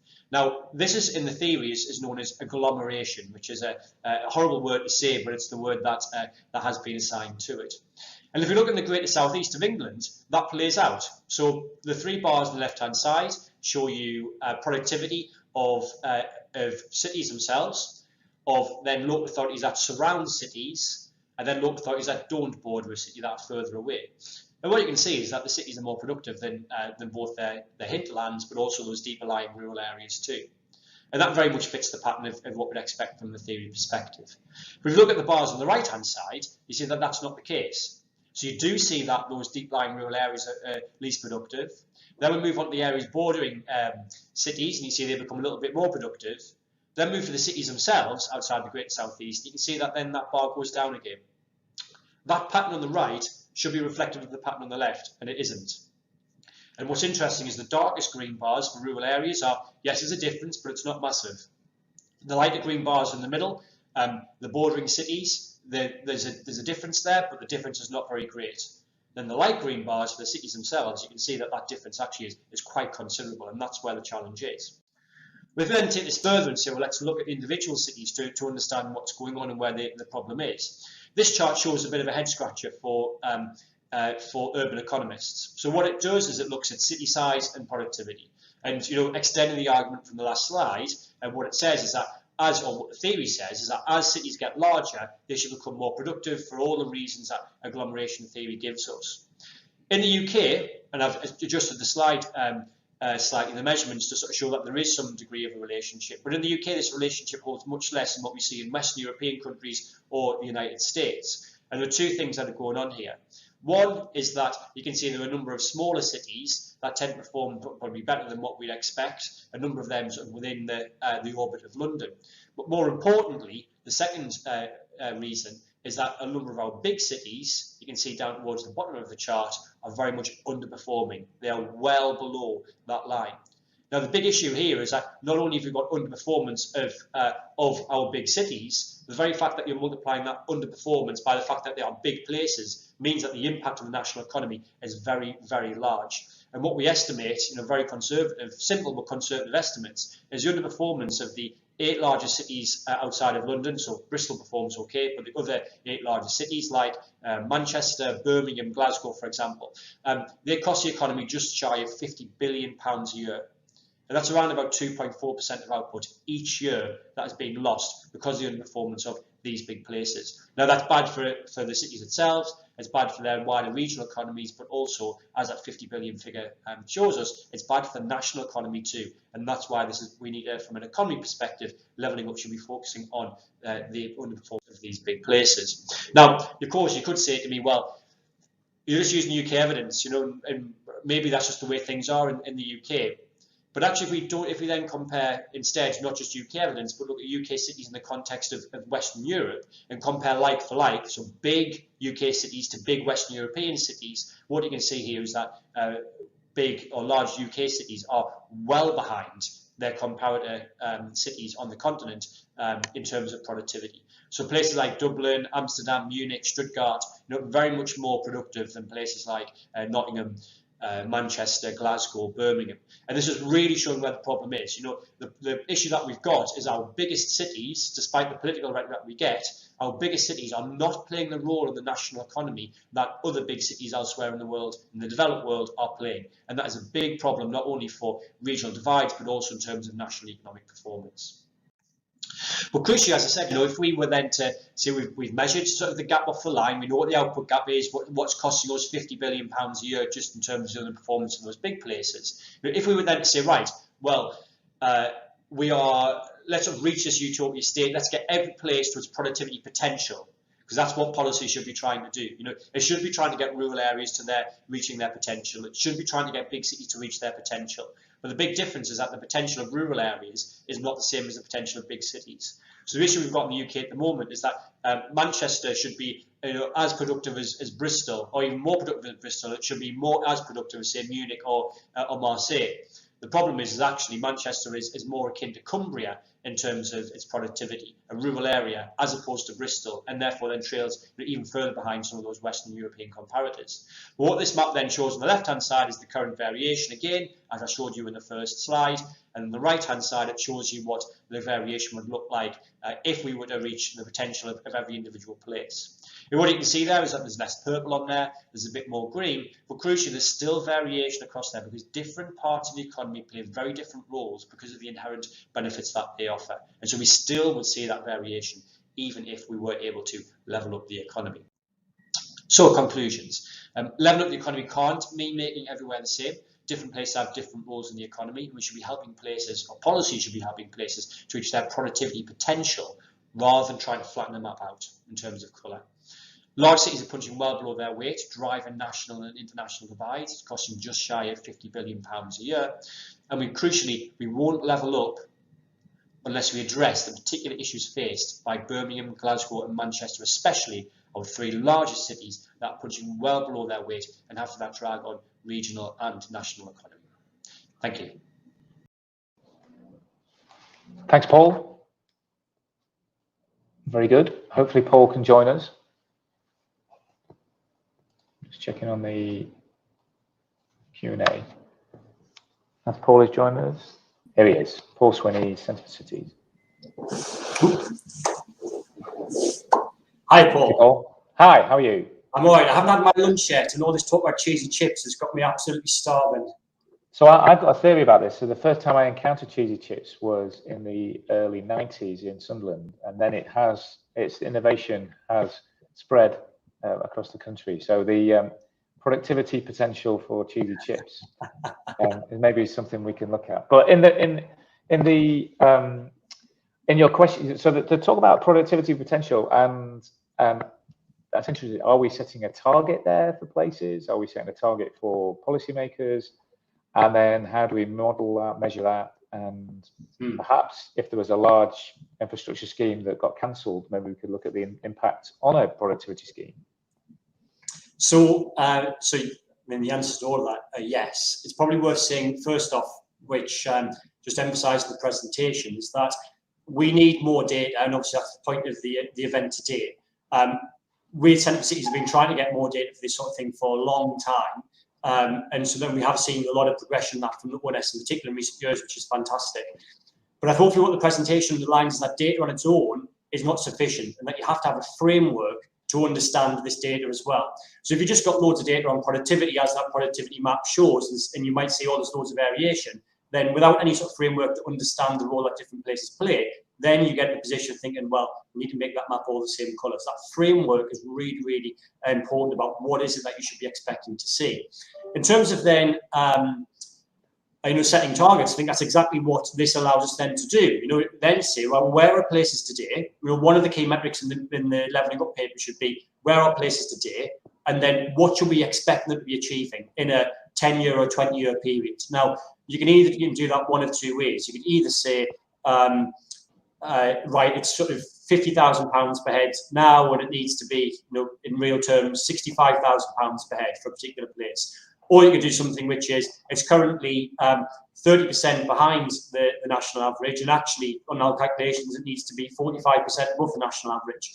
But that's the sort of thing that we should be thinking about. So, Manchester or Leeds or a Birmingham are in a particular position at the moment, which means that they're not playing the role of the national economy that they should be, relative to what similar sized cities elsewhere in the world do, and we need to be getting them into that position. So get a measure of that position, and then that's what we're aiming for, to try and get them there. So I've got two related questions. That one's from Trevor from the ONS, which is the factors for big cities not achieving their potential, and then there's also the three key differences between the three listed cities, or are there? So I guess is what are the factors for the big cities? Are there common themes, or are Manchester, Glasgow, Birmingham different?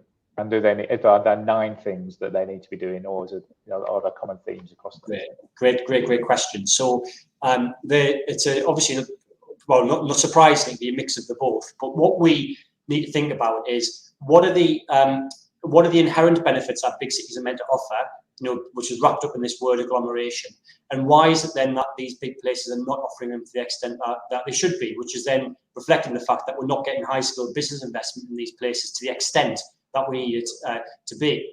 So there are 3 broad benefits of a city. The first is that, or a big city, the first is that it offers access to a lot of workers, so a large pool of workers. The second is that the successful ones offer access to a large pool of skilled workers. And the third one is that they offer access to what we describe as knowledge, so access to lots of other similar types of businesses that you can share information and ideas with. Now, that third one might sound particularly sort of difficult to put your finger on.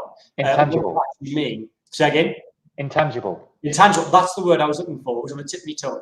But if you think about then the centre of London in particular, or to a lesser extent the centre of Leeds or centre of Manchester, you see this playing out, and you've got all these businesses cramming into one place, a very, very small area, when in principle it could have located on the edge of the 25 or located up in the Pennines or wherever it is that they might want to go. So these things play out. What it then means from a policy perspective is say, right, we need to make interventions to try and improve all those benefits. So the first one is about improving the quality of the pool. So that's about improving skills, basically. How do you try and get improve the number of people who have a degree, how to try and reduce the number of people who have very few formal qualifications. That varies across the big cities, but a common theme is that actually they don't perform particularly well in terms of skill levels. The second one then is about how do you expand the size of the pool, which is partly about transport. Some places in the north have, or some larger cities have better transport systems than others, but Manchester vis-a-vis Leeds, for example. But the challenge part is not just about transport, but it's also about making sure we have people living close to those transport stops as well. And that's about increasing the number of houses around those stops. You've got more people living there close to stations, so it makes the system more viable. Then the third intervention is about trying to make city centres more attractive places to do business. So I didn't go to this in the presentation, but high-skilled businesses that are going to drive productivity growth in the future have shown a disproportionate desire to be based within city centres. This goes back to my points just a minute ago about central London, central Manchester, etc. Now, the good news for a lot of these big cities is that their city centres are already a strength. You know, think about Manchester or Birmingham city centres. They've really turned themselves around in the last 30 years. The problem is that their city centres is too small to support not only the wider city, but actually the wider regional economy as well. They'd be much larger than what they are, accessible to provide a much greater supply of economic opportunity than what they currently do. So it's about building on that strength and investment within that. Now, the mix of that is going to vary slightly across the different places, but they are the framework of what we should be thinking about. Fantastic. I could talk all day about this, but I'm not going to. But we got another question from Danny at the Digital Catapult. Sorry, Danny, I put your head up, but there's a lot of discussion about the role of research, development, and innovation funding. I think that's mainly to higher and further education and universities and innovation in that way. So what are your thoughts about how RDI funding could better harness this or improve? The short answer to that question is I don't know, which I think is a bit of an issue about how we talk about R&D in this country. In that, if we were to if I take a really extreme example and think about the Oxford AstraZeneca vaccine, clearly that was developed in Oxford. That has got fantastic benefits for humanity in terms of what it produced. But the local economic impacts of that are really small. And I'm not really sure what the mechanism then looks like to have that innovation happen there to actually have that local impact. Now, clearly, we should be making that investment because of the benefits that it's brought, but we should be careful about what we think the very local impacts of it are. That said, clearly innovation is very important for long-term productivity growth. We know that productivity in many northern towns and cities, but particularly in the big cities, is not where it needs to be. And so it feels that innovation is probably an important part of it. So focusing some R&D spending in these areas is probably the best big bet that you can do. But if you're going to increase R&D, increase it in those places where you've got a bit of scale, where you've got a challenge, but you've got something to work with as well. What exactly it then focuses on, I don't think we've got a very good answer to that. We'll see if something comes out the leveling up white paper, which helps nail it a bit, but I haven't heard anything particularly convincing, including from myself, about what that should exactly look like.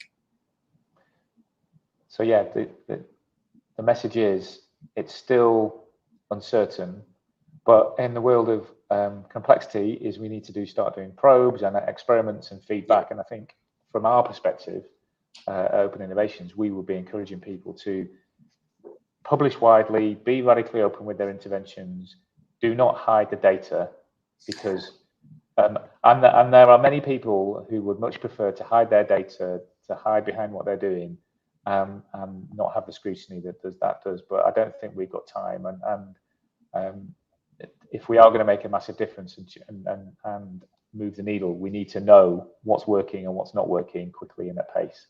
So on that, I'll stop the ranting about this. Thanks very much, Paul. We'll continue our conversation about Cheesy Chips and Chambers nightclub in Sunderland on another occasion. Thanks very much, Paul. Next up, we have Tom from Open Innovations.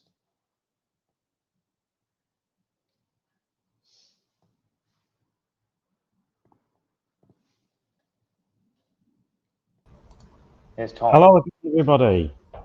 Welcome. It's me. So, my role at this stage is to do two things, I think. One is to wrap up everything we've heard, and the second is to say what we're going to do now. Because, as Paul has said, I think now 4 times, he doesn't like reports.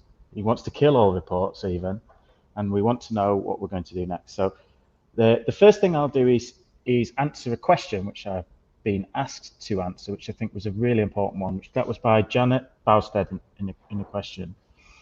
And it's something that's very important and challenging. So Janet asked about lots of measures of inclusion and diversity, including gender equality and other inclusion issues, or all sorts of things. And how does that fit into levelling up? And I think it's quite important to note that I think Nancy Hayes' talk from What Works Centre for Wellbeing did talk quite a lot about those type of things, but not much. Or I think Alan Rees at West Yorkshire Combined Authority talked quite a lot about that. And I have to say that this is one of the biggest challenges that we have to what would probably be my view on levelling up, which is a very much a place-based approach, which is that if we focus too much on places and too little on the diversity of people who live in them, we could end up creating some pretty bad decisions for quite large sections of society that are underrepresented or discriminated against, even if they're well represented. So a specific example of that we see quite importantly is that many of the places in Europe with the strongest economies also have the most ethnically diverse populations. And we might be tempted to look at the ethnically diverse populations of, let's say, London, Paris, Rome, and start saying, well, it's excellent that we are having a very strong economy with high incomes in these places which are ethnically diverse. And if you don't actually look at who is earning the big money and who is at the top of the big firms and who is doing really well, you could completely miss the fact that there is still a huge problem with inclusion. I think that we also have the same thing with gender pay gap. And in the UK, we have fantastic work, fantastic data on gender pay gap within firms. That's something that's come out in recent years. It was a big push, I believe, under Theresa May's government to say we really are going to push hard on releasing gender pay gap data. It's well ahead of a lot of other countries in the world. We haven't done that well at getting gender pay gap down, but we at least know the problem that's there. And I think that's also one of the problems that we might see with the talk that we had from DCMS on tech strategy. So I think that it's pretty well known that data and tech industries have a particular problem with a large gender pay gap.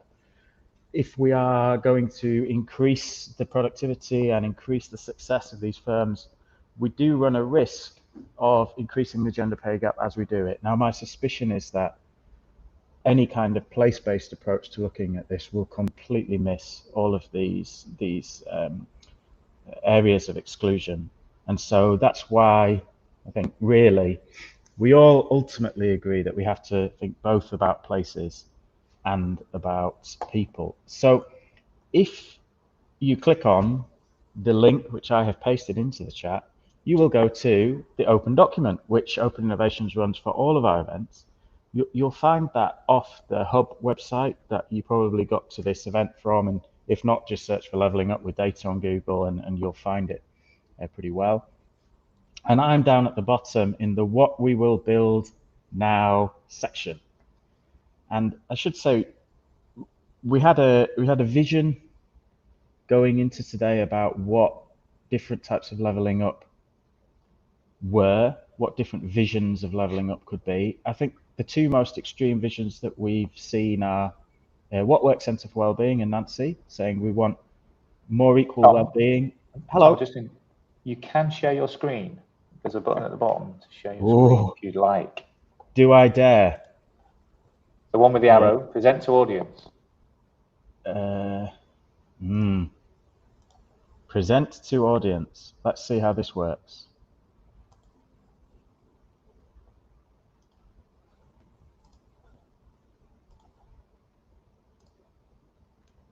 Okay, so hopefully people can see that now. And this is a document that you can all access by clicking on that link that we shared. So we had a vision, different visions of what levelling up would be. I think over here at the top right of my table, which is more equal well-being and access to services, and that's for everyone. That's a people-centered approach. I think we had a fantastic presentation about the data that we have now in England and Wales, especially, with some opportunity to improve in Scotland and Northern Ireland about well-being and how we can use that to inform what we want to level up. And I think that indexes of they're all quite life satisfaction and or misery really should be informing much more of what we do. I thought Tara's talk as well was fantastic on that. And one of the things I really liked that she said was we shouldn't just consider leveling up in terms of the things that we can measure. Just because it's quite easy and well established to measure income, GDP, unemployment, doesn't mean that those things are necessarily what we should be targeting. Probably life satisfaction, a sense of community, a sense of well-being are more important, at least. And then I think we saw the other kind of extreme, I wouldn't say extreme, the other side of that, which is to say, Paul's talk just at the end from the Centre for Cities, and I think to a certain extent also what we heard from DCMS on their tech strategy, which is that we do want to have a place-centred approach. We want to look at which places are doing well, and we want to probably look at the economy in terms of that. That's a good way. So Paul talked a lot about productivity. That's GDP per worker or GDP per person, and we want to think about where we have opportunities to increase that. And I think the point about being realistic on what we might achieve was so important.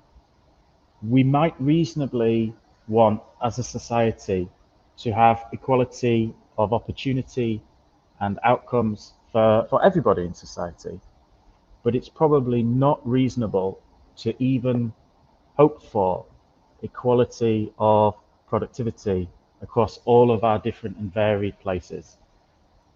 Because every place is different, the things that produce monetary value are not what produces societal value, and the things that produce monetary value change very quickly as different types of goods, services come in and out of fashion.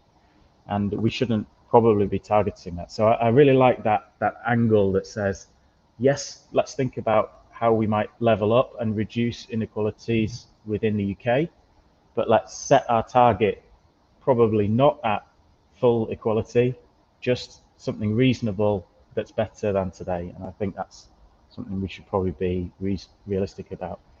I thought that the point that both Tom Bridges and Alan Rees made was really important on local power and local involvement. I haven't got the column for levelling up local power and local involvement. I note that Andy Haldane, the first thing that he said was that local leaders should be empowered to make local decisions using local data. And it's interesting to think how we might measure local empowerment. My suspicion is that, just listening to what Alan Rees from the West Yorkshire Combined Authority said, my suspicion would be that we might be able to count the number of competitive bids for funding that every place has to do. Because when you're writing a competitive bid, you are not able to do what Tom Bridges said about convening local government people, convening communities to decide the way forward. The community cannot decide its own way forward if it then has to submit it to someone 200 miles away to have a scorecard decide whether they will or will not be allowed to do that thing. So I think that we probably need another column on this table to say, so there's got to be some measure about local empowerment. I thought that it was fantastic that Alan Rees from the West Yorkshire Combined Authority, and I know that the Mayor of West Yorkshire, Tracy Babin, has been really keen on this, is let's get up a really early version of the dashboard so that we can share the direction that West Yorkshire wants to take in terms of levelling up.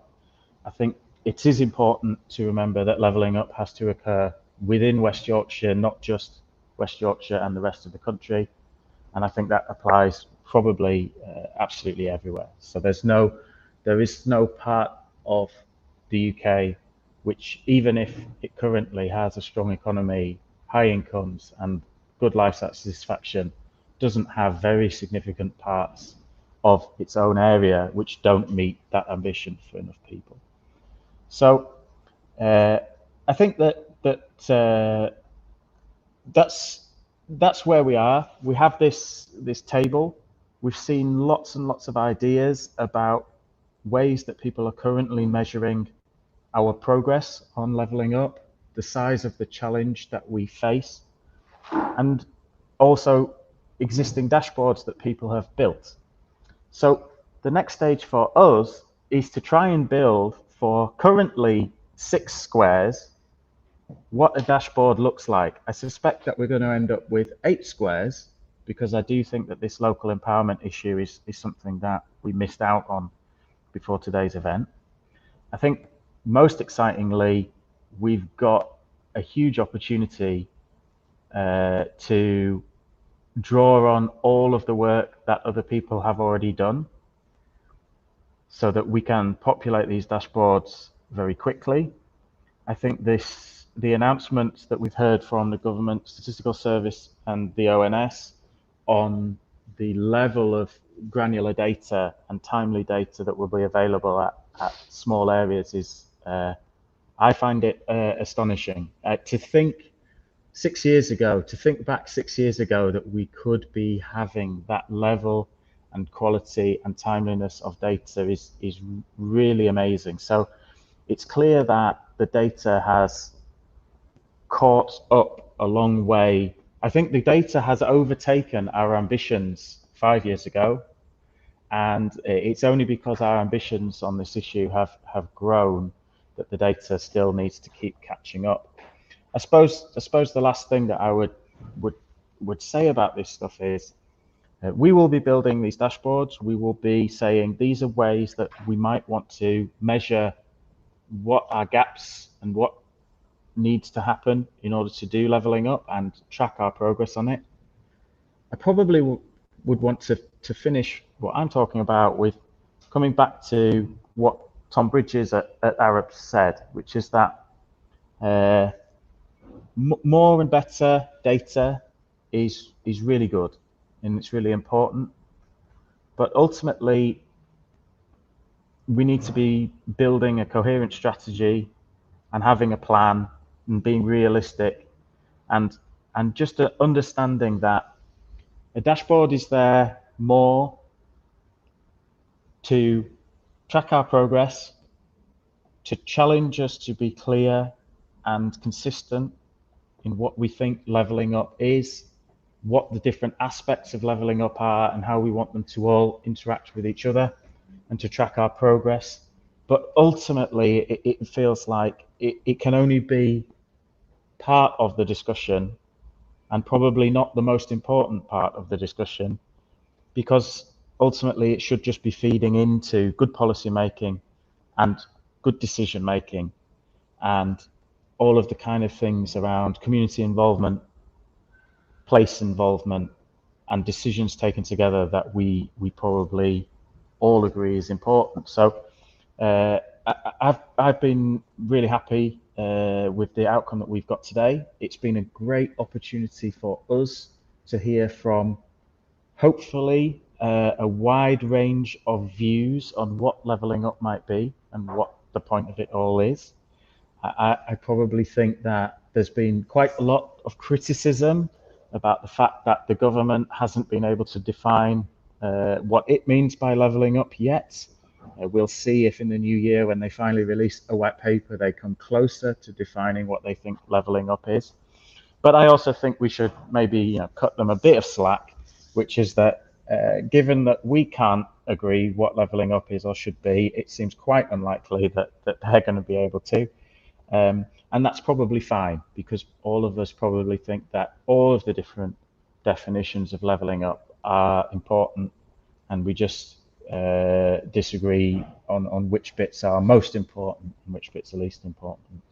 So we'll be taking away all of this stuff.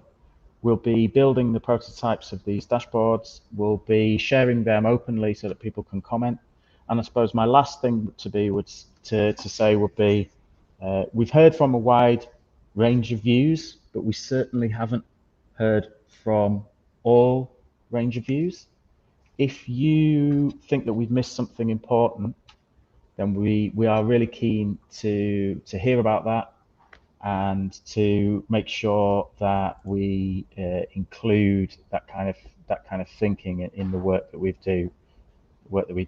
I think the summary that I read of the event today that was most powerful for me was by Casey Morrison, who noted quite early on in the session that there is a huge difference in approach between people who are taking the people-centered approach and the place-centered approach to leveling up.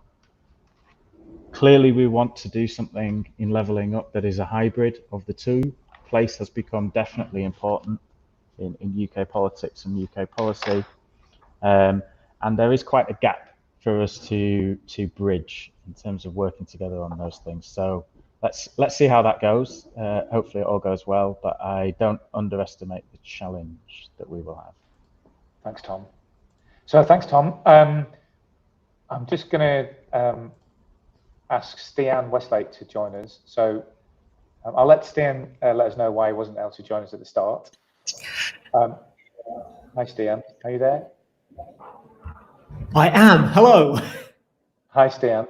So I just, if you would love to just join us with a couple of last words, and if you want to explain why you couldn't make it, that would be great. I can. I'm so sorry not to have been here at the beginning. I was at a meeting with the Chancellor talking about productivity, where, among other things, we talked about Tom and Open Innovation's work on levelling up, which they were very enthusiastic about. So there's definitely a lot of political interest in this as well. But I've been tuning in for the rest of the session, and it's just really great to hear all these kind of practical steps that everyone is planning to take things forward. Thanks very much, Stian. So we've finished off now, but this is just the start of the project. We've got a small piece of work that we're finishing off in January and February. The next events are in the chat. We'd love you to see you here.